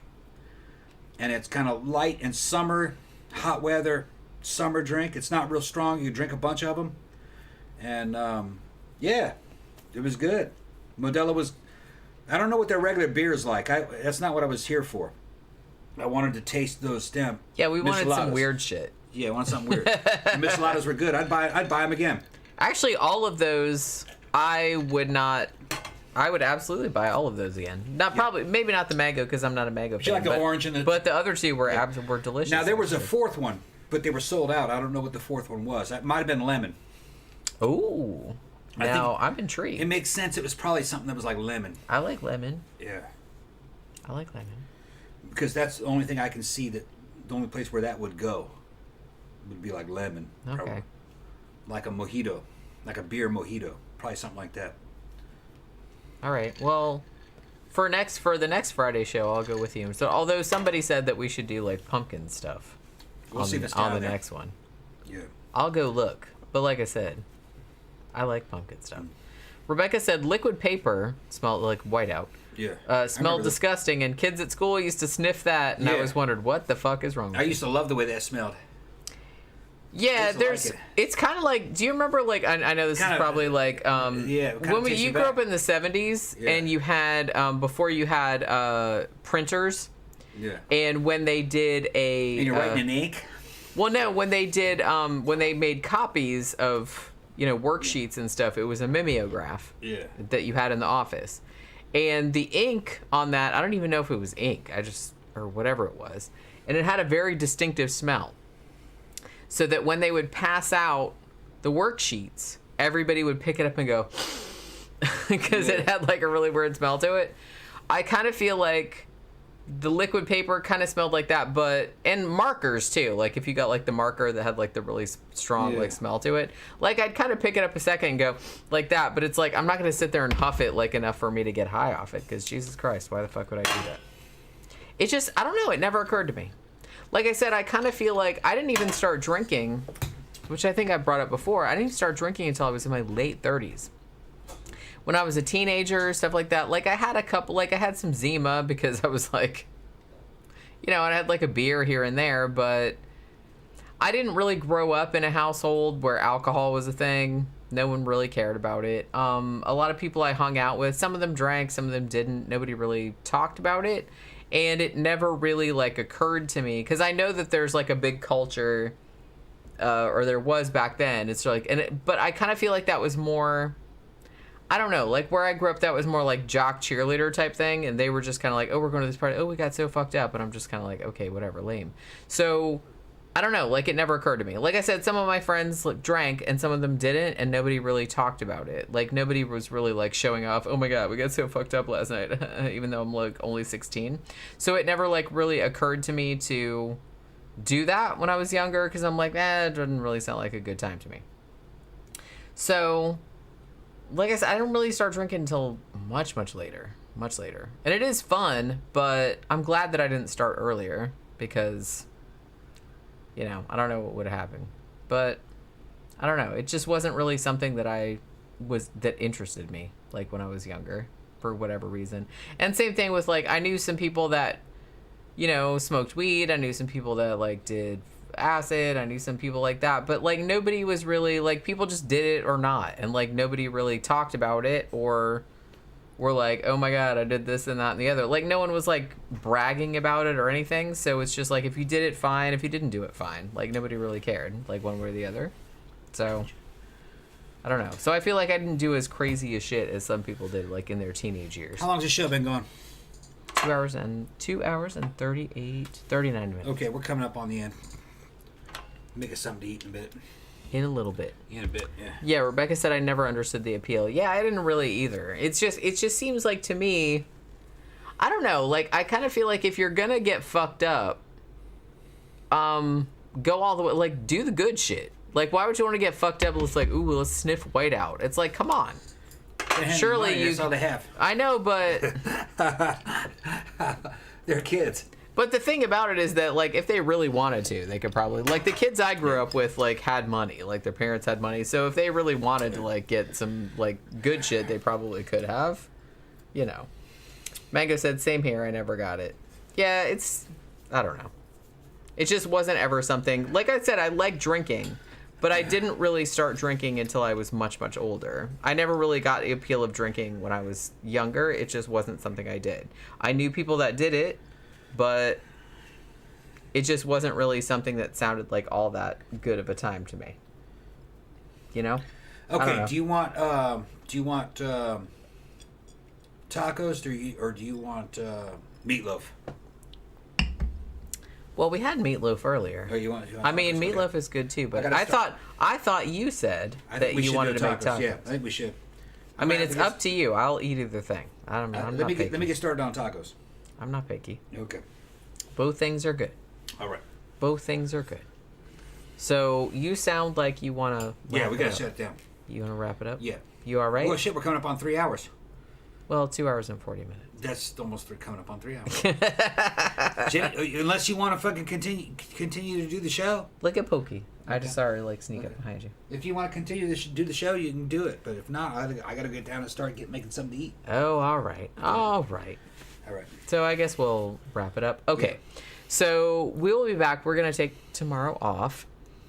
But we'll be back Sunday. We'll be either talking about Godfather 2 or Sicario. Okay. Whichever one we decide to watch tomorrow. All right. That'll be the one that we do. So hopefully you guys will come and hang out with us again. Hopefully you guys will have a good day tomorrow. Have a good weekend up until then. So we will see you guys again on Sunday evening. Thanks for dropping by. Thanks for all your super chats. And we will see you guys again on Sunday evening. Bye.